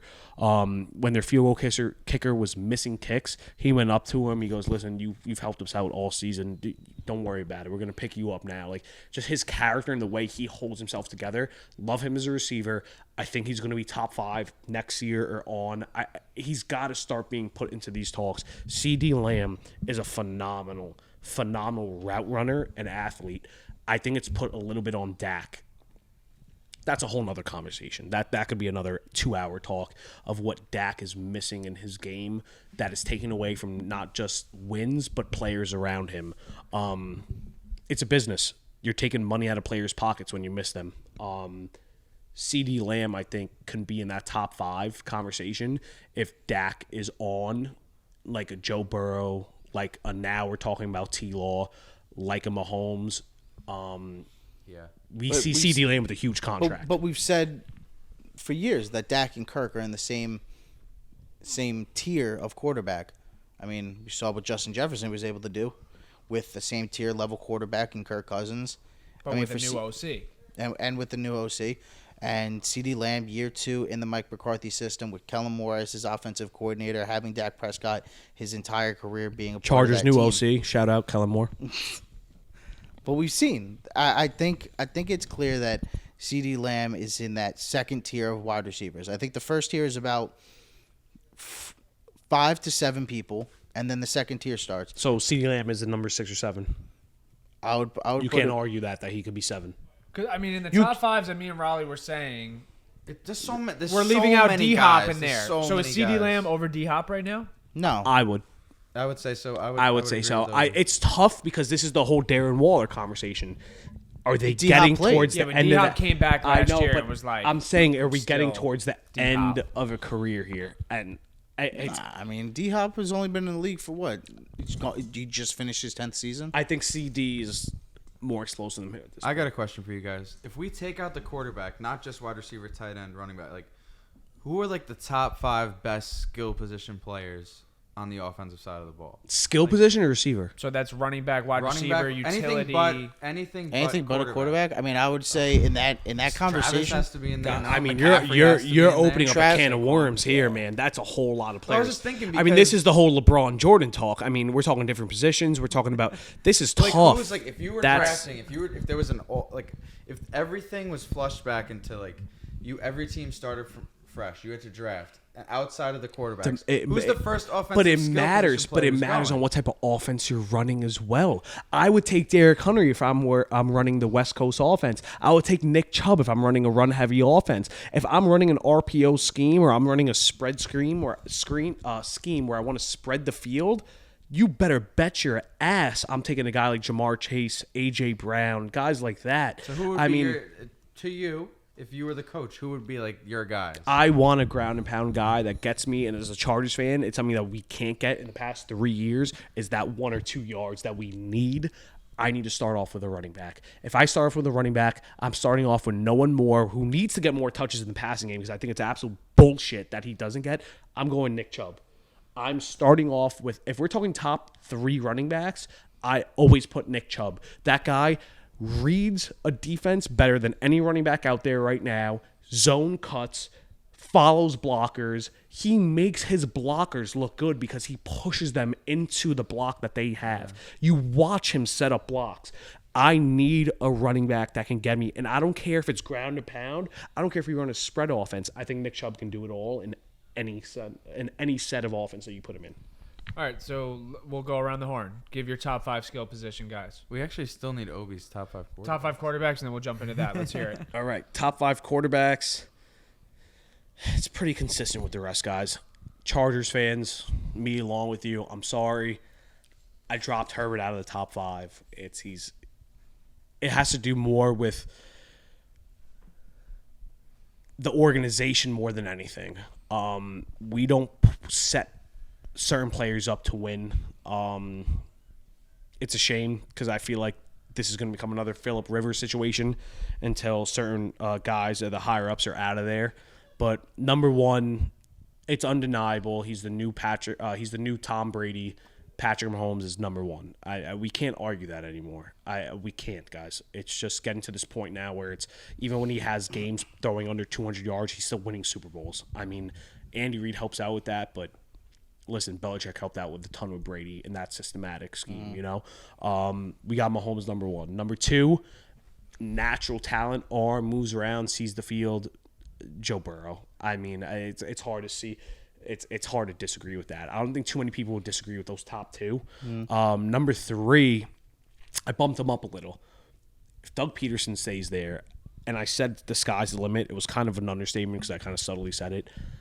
T-Law can be very, I mean, record-setting some seasons if he sticks in that offense with Calvin Ridley there. And now we're getting Ridley, Christian Kirk. I mean, if they they're probably gonna let Marvin Jones walk. Zay Jones is pretty good. Zay Jones now. Zay Jones Travis had a Etienne. great. Zay Jones had. I mean, Etienne. We were expecting for him to come on the scene, but Zay Jones to come there from the Raiders and do what he did had a phenomenal year. You think they bring back DJ Chark? No, I think he will. No, Chark isn't on the Jaguars. He's on on the the Lions. Lions. So I just said, but he's a free agent. Do Oh, you, he said do you you think think they they'll bring bring him him back? back. Yeah. Oh, the Lions? Yeah. No, do you think that the Jags bring back DJ Chark? Oh, bring him back to their team. Yes. I don't think you have to at this point. I don't think you need that big, deep downfield threat with that type of offense where there's so much spaced out. I think that's a traditional passing offense and spread where you need that deep threat. I think Zay Jones takes that for you. I think Zay Jones is a better version right now of DJ Chark. Yeah, I agree. Evan Ingram is the one you want to bring back. He subtly had a lot of big plays where he wasn't a stationary tight end. They moved him around. Very San Francisco-like. A lot of hip, a lot of wing.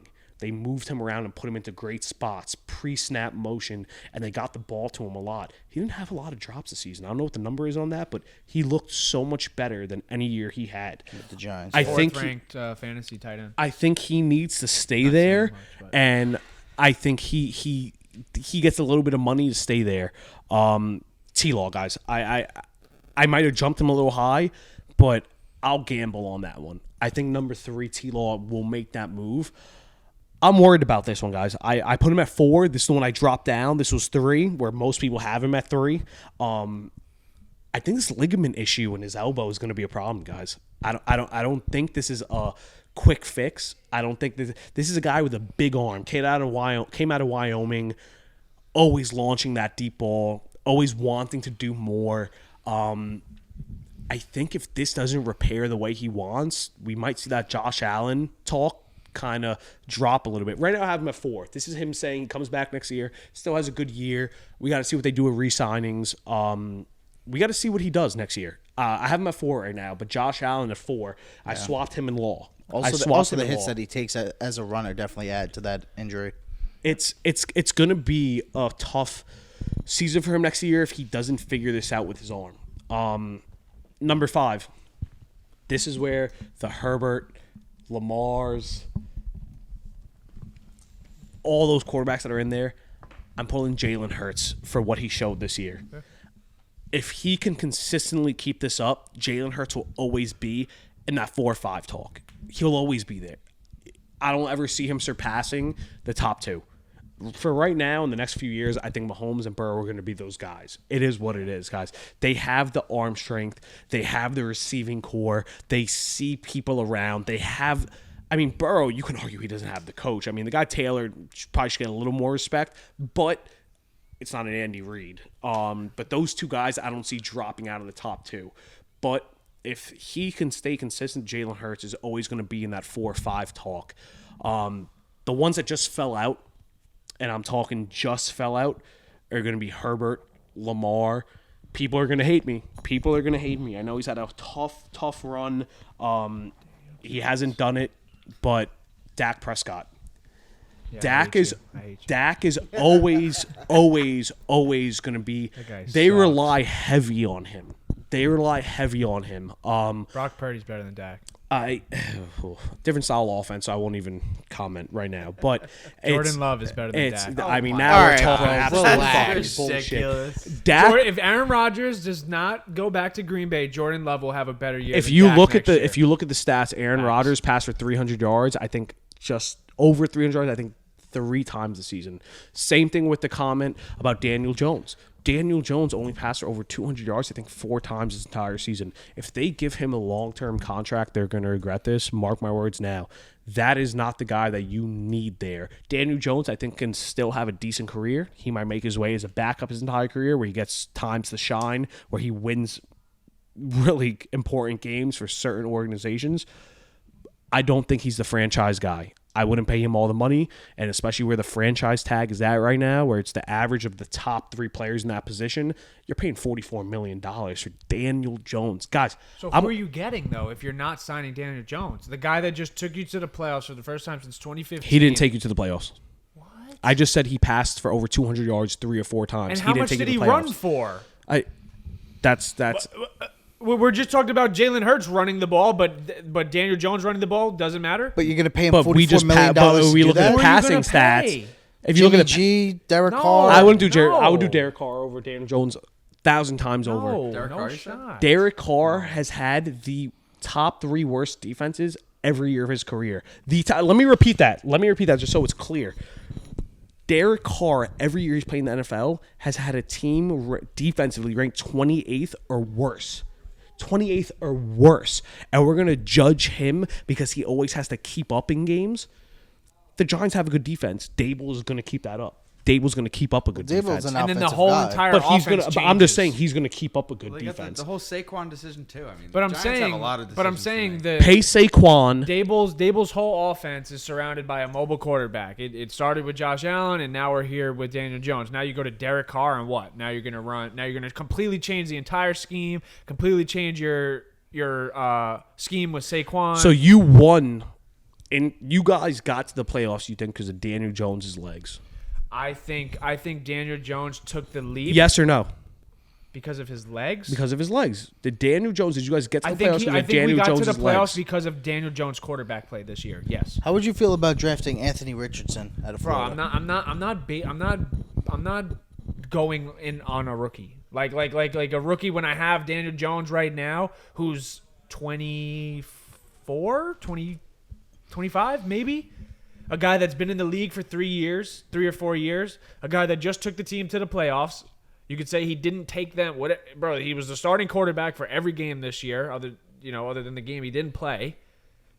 He ran for the most rushing yards in Giants quarterback history. First time playoff since 2015. Him and Saquon are around the same age. The team believes in Daniel Jones. Brian Dable has had a 6'5" mobile quarterback and showed success with it.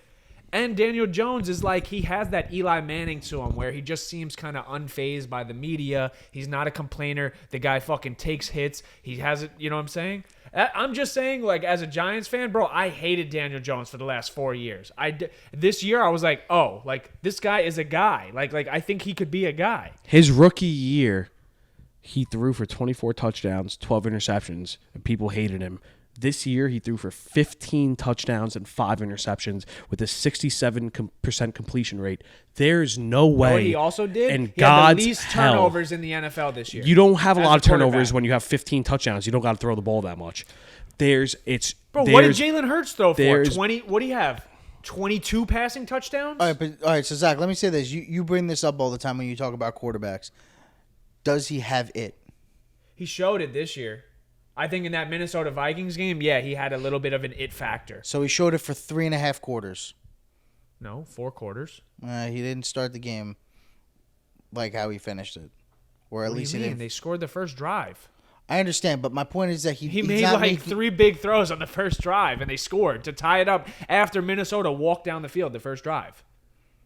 So, yes, he completed a 4-quarter game against the Minnesota Vikings, who steamrolled a lot of teams this year and was an offensive powerhouse. So how many Jalen Hurts have? 22-6. So 22-6. So he had 7 more passing touchdowns with One A.J. more pick. Brown, Devontae Smith, Miles Sanders, Kenneth Gainwell, Boston Scott, But we're Quez going to talk about Watkins. legs. Legs, okay, we'll talk about legs. Jalen Hurts was way better runner than Daniel Jones. I would We could hope talk about so. scheme. We could talk about With scheme. the best offensive line in the NFL. I would hope so. So if we're going to talk about best offensive line in the NFL, then you need a quarterback that can fit your offensive line. That's what I'm saying. Who are you signing that's better? You're not getting Jalen Hurts. You're not getting Joe Burrow. You're not getting Patrick Mahomes. You're not getting Justin Herbert. You're not getting wouldn't T-Law. take Derek Carr. No. Over Daniel Jones. Why would I take Derek Carr over Daniel Jones? Is Derek Carr going to take me to the Super Bowl? No. You couldn't compare Eli Manning with Derek Carr. What? You couldn't compare Eli Manning with Derek Carr. Right, Eli's in a different conversation than Derek Carr. I'm asking, Super Bowl-wise and getting them there, you don't think Derek Carr can do what Eli did those 2 Super Bowl seasons? No. I disagree. And the Giants don't have the same defense they had in 07 and 11. What do you think, Sam? The Giants have... Bro, the defense is not even close to 07 and 11. But all right, but that's exactly the point that he's saying. Yeah, but... That if the defense isn't there, regardless of what the quarterback does, if it's below average, you're not going to do anything. Him. Would I like the top 5 quarterbacks we just named over him? Absolutely. Am I saying Daniel Jones is top 10? No, I'm not. Talent-wise, as a quarterback, no, I'm not. So why are you going to pay him $44 million No, you don't. a year? You tag him this year. That's what the tag is. That's $44 is. million tag. $44 million. It's the average of the top 3 what are you in that gonna position. Do? Let him walk? Yes. And you draft somebody. Or you draft and or then you sign Derek Carr. And go into a question mark of Anthony Richardson, of God knows what we're going to get out of him? Florida quarter? You know what I'm saying? Like For defending you, I actually don't like the draft picks of this year for quarterback. I don't love them translating to the NFL. That's what I'm trying to say. It's like, what, you're going to go... You make the playoffs with this guy. The entire city is behind you. All the Giants fans have gained respect for Daniel. Saquon is back 100%. All we think we need is some weapons. Our defense is strong. And then we're going to let the guy walk and bring in some rookie. Listen. And God forbid... What if the rookie doesn't work out? But this is now Saquon's gone. Because now Saquon's like, okay, now you got... Because him and Daniel Jones are tight.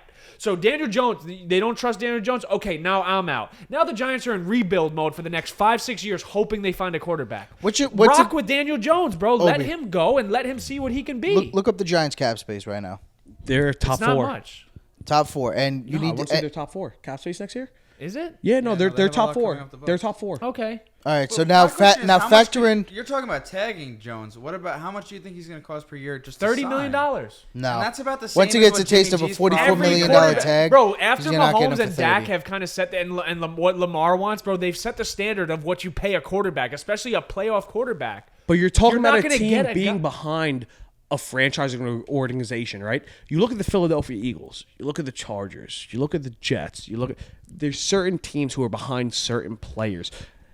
You guys are very similar in Jets and Giants of who you guys are behind. You look at the Eagles and the Chargers, we're behind a quarterback. We're rallying for them.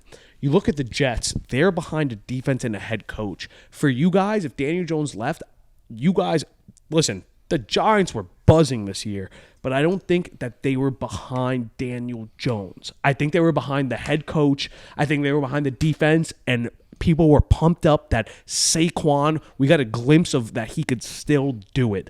If you remove Daniel Jones and you got someone else, I think that buzz is still there because that's not what the fan base is behind. I don't think they're behind the quarterback there. I think he won the fan people base were this happy year. with him. People said, listen, he was a good game manager. He did what he had to. He didn't turn the ball over. But when it comes to like deflating a franchise and a fan base, it's who they're behind. And I think that the Giants, they're not behind Daniel Jones. They're behind Dable. They're behind the defense. What I'm going to say is, who do you guys get? Right. So you draft a rookie. I still say Carr. So you draft a rookie. So you're willing to risk. Derek Carr's not going to the Giants. So let's rule that out. He's 100% not going there. That will never happen. So now we're ruling. So now you would rather risk drafting a rookie, it not working out, lose Saquon, and go into rebuild mode for the next 4 to 5 years, hoping you probably will never get someone of Saquon's talent ever again. And then now you're hoping you find another quarterback? And you think anyone's going to want to come to the Giants? You think Xavier McKinney's going to re-sign? You think Dexter Lawrence is going to re-sign? I think the bigger question mark is Saquon. No, I think it's the other way around. If you want to ask my honest opinion of what's going to happen, I think they give Saquon the money. I think they tag Jones to see can you do it one more year. Well, yeah, they're going to try to get him a weapon. I think they take the hit on the money I think they take Probably the hit what they on. It should. is what it is. Realistically, they should I think tag they him, probably give. see I think one they more give year. 3 years, 4th-year option for Saquon. You give him the money he wants because it's a much less hit than saying we're going to give you 30, 35 million.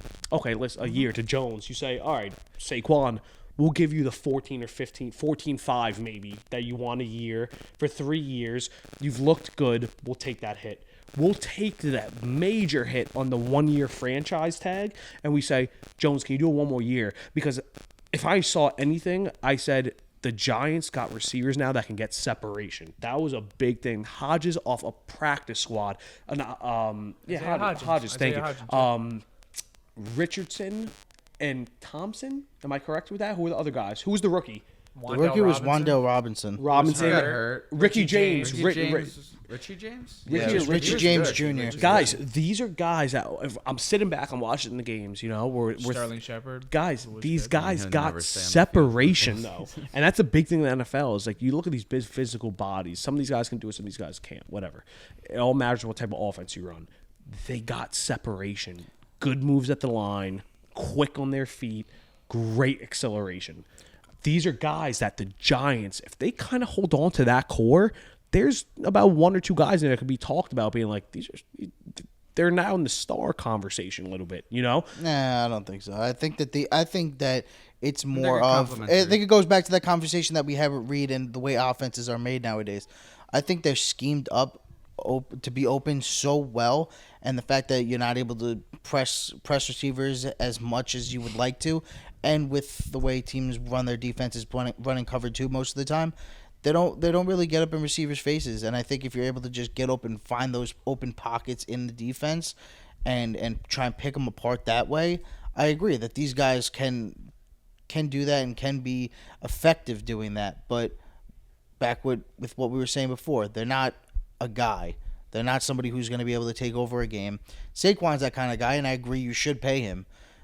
But God forbid you sign Daniel Jones to this deal, and you make the 7th wild card spot again. You get bounced in the first round of the playoffs. You're not in position to draft a quarterback next year. You're like, all right, well, we can't go through another season of paying him now $47 million when the cap jumps because we're still not committed to him long term. Once again, you're in the same position, and now the cap space has shrunk. There's no one else available. I understand, but He's the best available. And this comes He's out the best available. I have to go with the guy that just took my team to the playoffs. I understand, but he's going to handcuff you in the future is what I'm saying. This has How to do do you with know that? So you think Daniel Jones is capped out? You don't think Daniel Jones hasn't showed you flashes of him being like a pretty damn good quarterback? No. No. And this is part of why I think the Eagles I think he's a players did well because they played against this Giants team twice. Guys, He's a borderline. He's in that 15 to 20 range. we're right now for talking me. about schemes right now, right? Defenses play them tight Jared Goff and they had a send better year than him. blitzes, guys. The Giants, they dare. We're going to stop compare the Saquon. They're going to stop. Why not? Defenses are going to send pressure to Saquon. They're going to play coverage, tight coverage on your receivers and say, we dare Daniel Jones to beat us. That's what this has become. This has become where, all right, we're going to send pressure, but if you're not going to get the ball out and quick and your receivers can't get open, we're going to sack you a lot. And that's what the Giants have become right now. Defensively, they're on the right track. They're going to do well. I think Daniel Jones is just a piece where I know it might be like a little bit of a heartache. It might be a little bit of pain where you're like, I don't think we should have got rid of him just yet. It might have been a woulda, coulda talk.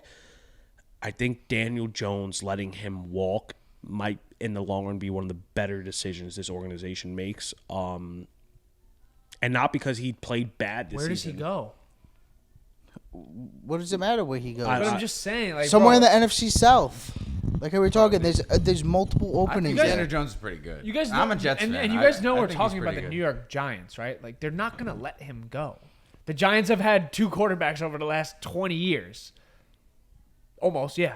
They're not gonna let him go, bro. They're gonna Well, ride you're with talking him. about franchise quarterbacks, like guys who are like your I'm saying, franchise. since Not like 04, we've like had Eli Manning but and not Daniel plug-ins, Jones. not like plugins. But that's what I'm saying. Like The Giants yeah. aren't that type of organization. The Giants are like a classy, roll with your guy, give him the benefit of the doubt, trust him, believe in him, and especially they have the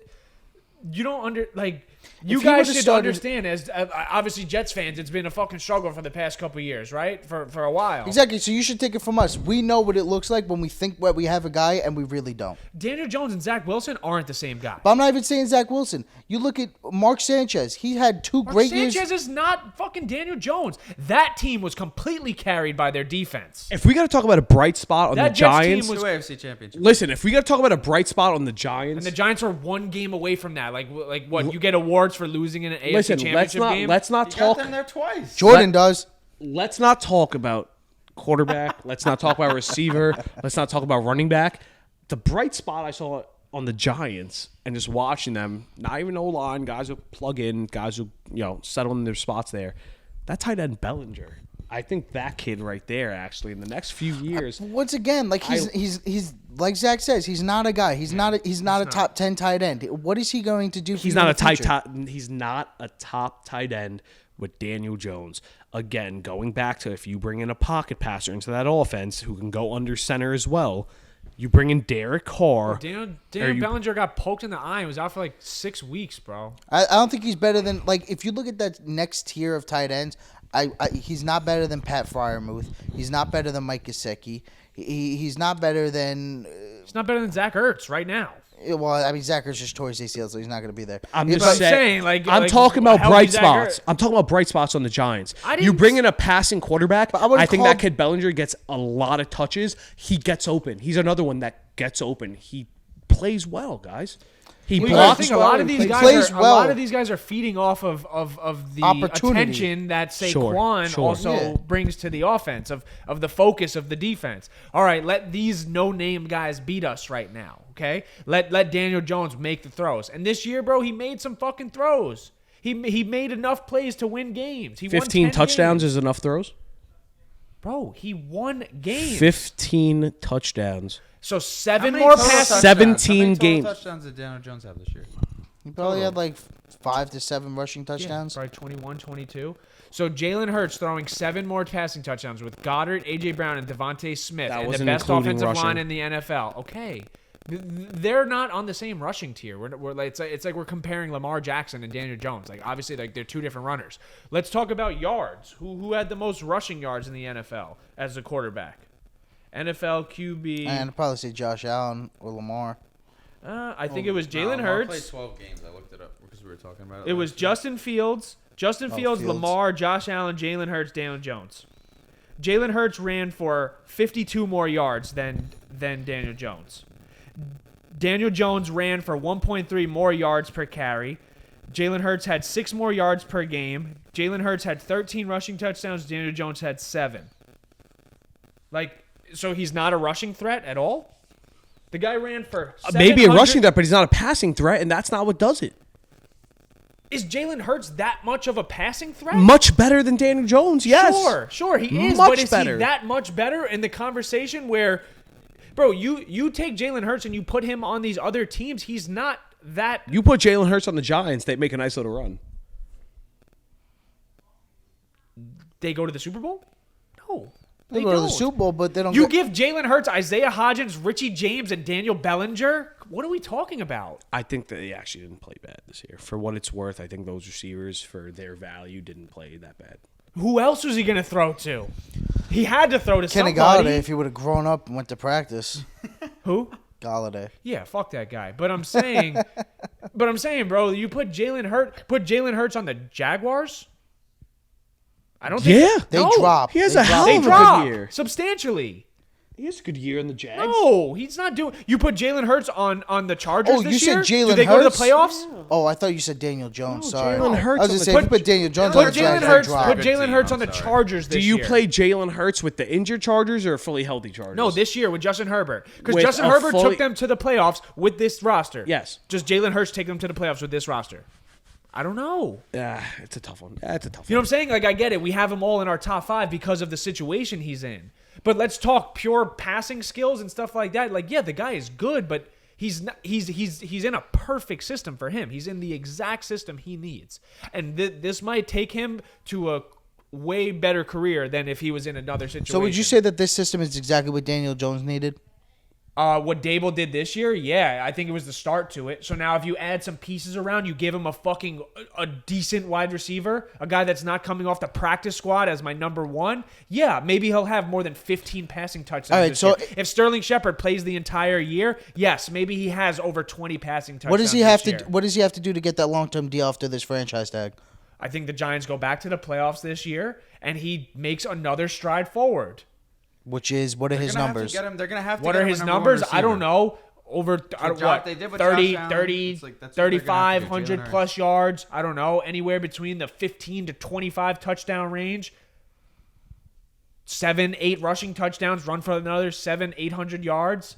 You don't think if the Giants get a legit receiver, if the Giants get a D-Hop, if the Giants get a Keenan Allen, if the Giants get a fucking Darnell Moon, whoever is on the fucking market, I don't know, he doesn't throw for more yards and better and more touchdowns? Well, listen, why don't you guys What are we save talking this about? free agent talk of teams that go for the next show? I mean, we're going on a long time now. So, guys, this was something. This was something. Segue. Guys, Zach no. is just defending the shit. No, out of this is- Daniel this is- Oh, Jones. they're shitting on please. Daniel Jones, bro. What are we doing? Come down here. Pull Sit up. down. Move over. Please, Hold go on. get the Hold on. mic. Take this. I can't handle it. Bro, I Daniel need Jones with something everything here. he has. This is fucked up, bro. Just in case Bro, they're nobody, saying let in case Daniel nobody Jones remembers who this walk, guy get is. Derek my Carr. God. They said go get He's Derek just the Carr. Make-A-Wish kid that we had. They said go get all of them. Not You? me. No, I Rollins haven't good. been able to get a word in. They've been fucking screaming. These for two like fucking the past 20 Oh minutes. my! Derek Carr? I've just been sitting here like listening the entire Stop time. this right now. Danny Dimes is the guy. Well, that's what I'm saying. Bro, so this is Thanks what for they coming said. to our show, everybody. They said, We gotta Bro, go. they said let Daniel Jones walk, draft Anthony Richardson, and hope we get and hope he's good.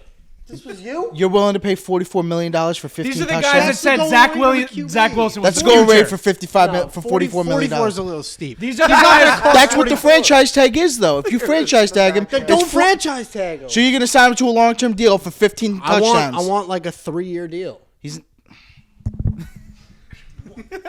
Where You should go run the Giants then. If you think you're able to get Daniel Jones It's like for a 3-year deal. Joe Shane, hit my line. Salad, create Yeah. your own contract for Blake. This guy's playing with fucking Monopoly money or something. Why is that crazy? Here. See, he Just says sit, one just stupid sit, thing. just stay. We're good.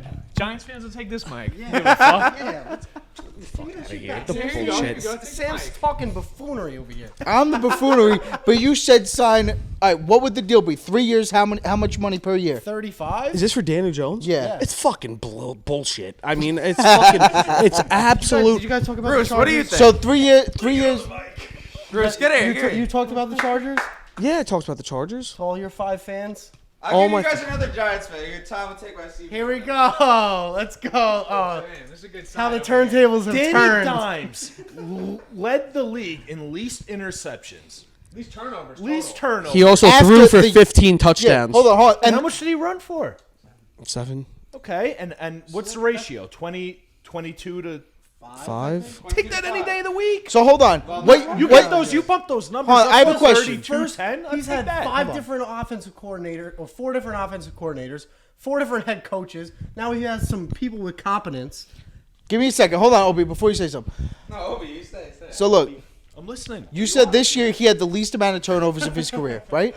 Correct. How many years has he been in the league? Is this all getting cut? This is his sixth.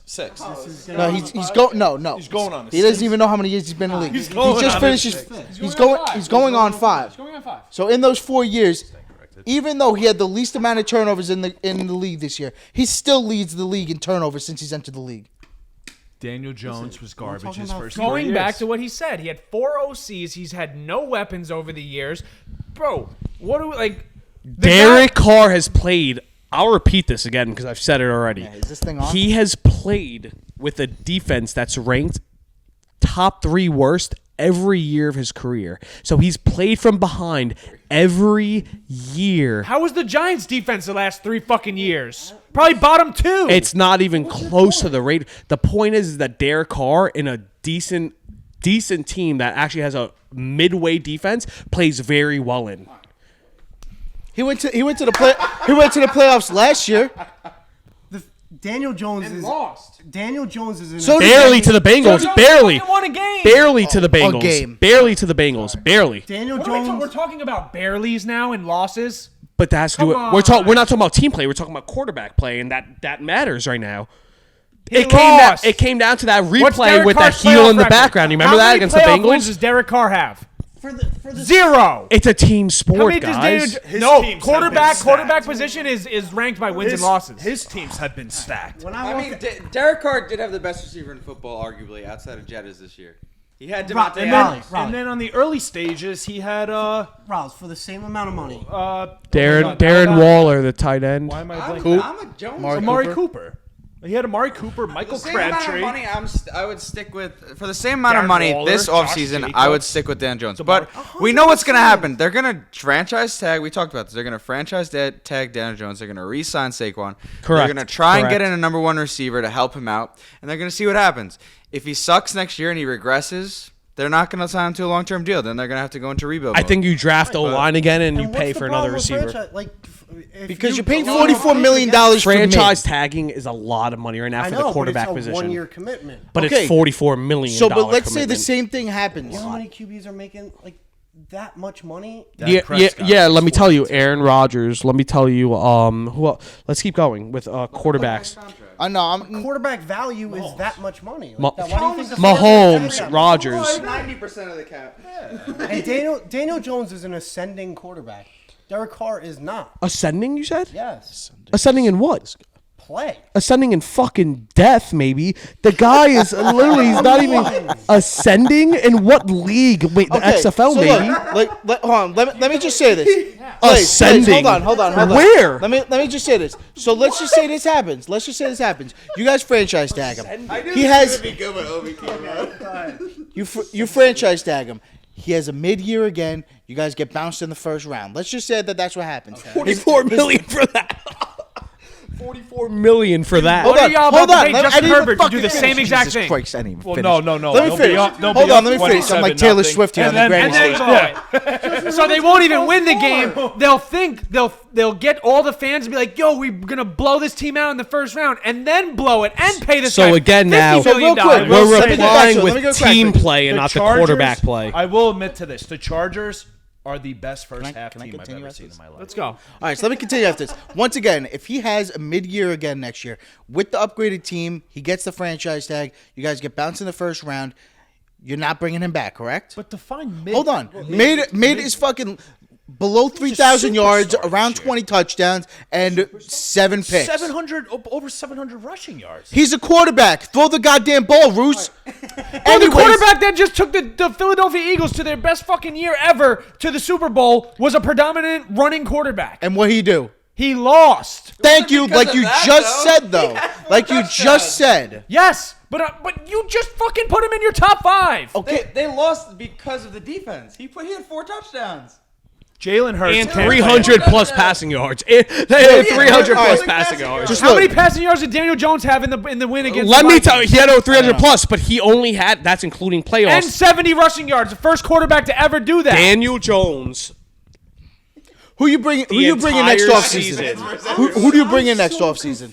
You guys are going to have around the 20th pick. Sam, can I take this just real quick? Daniel Jones, 188 yards, 176, 196, 71, 217, 173, 202, 176. We're not talking about a running back. We're Bro, talking about a Jalen quarterback. Hurts has had very similar numbers to 197. that. Does he? All right, we'll go to Jalen Hurts then All right, because so why that's do what you- we're Jalen Hurts has talking had a about. lot of games with like Why is he gonna have 159 Jalen Hurts? passing yards.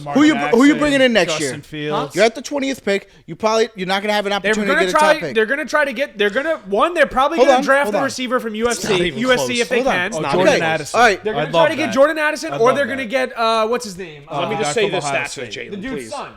Marvin Harrison? Marvin Harrison Oh, Jr. yeah, yeah, yeah. So that's no, but I'm saying Bring in one of those dudes and go get D Hop or Keenan Allen. okay, but my point was Jalen Hurts stats passing, by the way, aren't even close. Okay. It's 243, 30, 333, 340, 204, 239. 204. Okay. Okay. 155, 285. So bro, I say one 100-yard game and it's over. But I'm saying we're talking about 30-yard gaps with A.J. Brown, Devontae Smith, the best offensive line in the NFL, and Dallas Goedert. And we're talking about 50-yard gaps in a full 4-quarter football You just game. talked about a full season because I said one game of passing yards. All right, It's not even close. Can I I continue? would No, hope shut- he hold threw on. for a Let few me more conti- yards. I would hope so. Let me bring but this I'm saying back the up. gap is not that big. Okay, so what? So if the Giants bring in a Marvin Harrison Jr., they bring in or the Jordan Addison, or they bring in a D-Hop and a Keenan Allen. And you don't he's think the still- Giants are more talented? I think they're more talented, but my point was, if he's still mid and you guys get bounced in the first round, you have a top 20, you have a 20th to 23rd overall pick in the draft. You are not in position to get a top guy, and the only other options at the quarterback position are guys like Kirk Cousins, Matt Ryan, Tannehill, Winston, Mariota, because Burrow, Tua, and Herbert are getting paid. Mariota and Matt Ryan both Tua might retire. So, but that's my fucking point. That you guys are handicapping yourselves for the future because you're going to pay this guy If we franchise $44 tag him for 1 year? Yeah, because there's nobody in free agency you're going to be able to get next year, like how you could trade for Lamar, you could trade for Aaron Rodgers, you could sign Derek Carr, you could do all these other opportunities. But now you're going to pay this guy $44 million to maybe have a mid-year. For 1 year. For 1 Can year. you say more? Can What's we just say What's his it name gonna again? cost for Aaron Daniel Rodgers? Jones. We're going to do this for Daniel Jones. All right, ready? Carson Wentz is making $32 million. Overpaid. Matt Ryan is making $30 million. Overpaid. Tannehill is making $30 million. Overpaid. That's how much you have to pay a quarterback. That's what quarterbacks go for. And what the fuck did they do this year? Absolute nothing. But you guys have not answered the question. Who still else need to are you going to go get? I said Derek Carr 10 times. Yeah. Okay, but Derek Carr's not going to the Giants. He's a much better improvement. Derek Carr is 41? He's making $41 million. Okay, that's fine. I'd rather pay $41 million for him than $35 for Daniel Jones. So you'd rather pay. But you'd rather you pay don't have to pay him 41 $41 million because you got to sign him. Now, guess what? But listen, so you'd rather take Derek Carr, who's a aging quarterback, at $41 million, completely change your entire scheme, and probably lose. Yes, what? 100% He's What not are we running talking like about, DJ Obi? does. You're a football guy. You're not going to change. The Giants. Daniel Jones' best asset this year was his legs. So now you have to completely change the offense, and now you Take away your QB running plays, but you take away your QB runs, but it was still a spread offense. And under center, you do under center and spread together. It's fine. It's a completely different You offense. take away the QB runs. That's not changing the whole offense. That's a lot of the game. Take away the QB runs from the Eagles. It's the same offense. We're not talking about the Eagles because Take away the QB runs from the Buffalo Bills. It's the same offense. Take away the QB runs from the Baltimore Ravens. It's the same You're offense. comparing Allen Hurts running to Daniel Jones. They were 50 yards apart on the season. Why is everybody hating on Daniel Jones? He's a good runner. Bro, because Guys, this is the first year the 'cause he's Giants a have been good in runner while, as so a they can't quarterback. take it.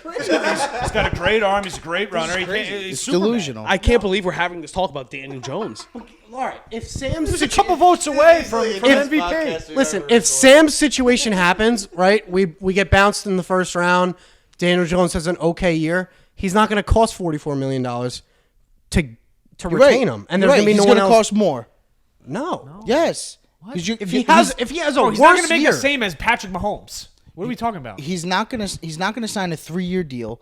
He's gonna look for a long-term deal, and you guys aren't gonna be able to sign into it. So you're gonna then opt in to franchise tag him again. It's gonna be the same situation. It's gonna be up again. It's gonna be up then. It's gonna be the same situation that the Redskins had with Kirk Cousins before he went to the Minnesota Vikings. They franchise tagged him twice. They handicapped themselves, and they went back to having to draft at the top 10 to try and find a quarterback. You're not gonna be able to run your team the proper way because you don't have a quarterback in the position. So you're basically telling us after we go to the playoffs, in your eyes, 2 years in a row to go into rebuild mode. Rebuild mode is not getting another quarterback. That's not rebuild mode. You're not going to get any other quarterback in the NFL that is going to do what he does, and you're going to lose Saquon. So now you're losing your two most valuable offensive assets. So yes, you're going into rebuild mode in the NFC East with the future of the Dallas Cowboys with CeeDee Lamb and Dak, who signed a long-term, and Jalen Hurts, who's probably going to sign long-term, A.J. Brown, Devontae Smith. You're right. You don't sign a quarterback that can do what Daniel Jones does. He's not going to throw 15 touchdowns. He's going to go 30 plus for you guys, and you're going to have a much better offense with that scheme. Bro, if I sign, who are we signing? Derek, Bro, he's Carr. not signing to the Giants, so I don't know why you keep saying It's that. an Why do you option. say he won't? It's Bro, an why would- option. Bro, Derek Carr is not going to the Giants. Where else would he go? The Jets, the Bucks, the Colts, the Saints. So if we're going to put it in the same conversation as the Jets, it's the same talk as about if the Jets get for Lamar. Daniel Jones is not Zach Wilson. The whole point is that it's an upgrade. It's a major He's not the upgrade. upgrade that we need. It's He's 15 more touchdowns, guys. It's 15 plus more touchdowns for Derek Carr than Daniel Had Jones. Devontae Adams. We had no. And he had Amari you Cooper just- and All right, and you And just he had keep no defense. Hunter Renfro, Darren Waller. Okay, and you keep talking about getting DeAndre Hopkins on your team.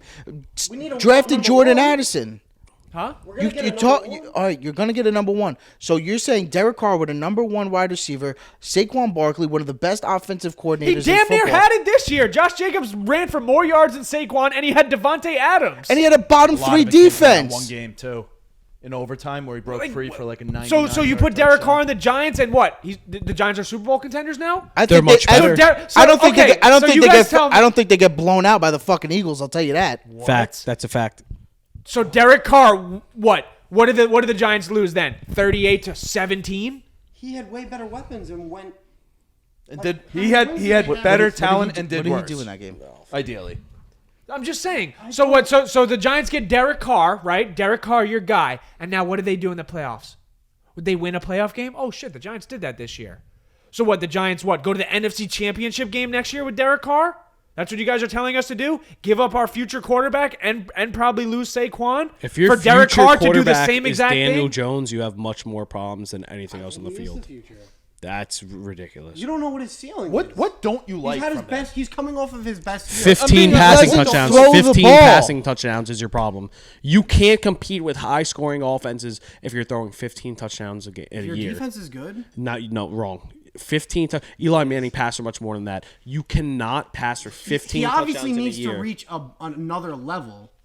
Like next year, he needs to pass. So he for gets more. he gets 20, for almost an But- hour. 20 What- throwing who's to say touchdowns, that 10 he running can't? You can only touchdowns, hear so much 30 Daniel total. Jones So talk about. so Daniel Jones, his stats in that playoff game against the Eagles: 169 yards, 1 touchdown, and he had. Did you watch that game? So let's go to other QBs Yes, I that watched the played the game. Eagles throughout the season. I'm sure they all struggled as well. You can't judge him based on that Eagles game. He was getting assaulted. Why not? He So saw that he defense. threw for 15 less yards than Patrick Mahomes. He threw for 15 less yards than Patrick Mahomes against the same exact team. Not saying they're in the same conversation. Why do you have a Don't do picture that. of Justin Herbert on your phone?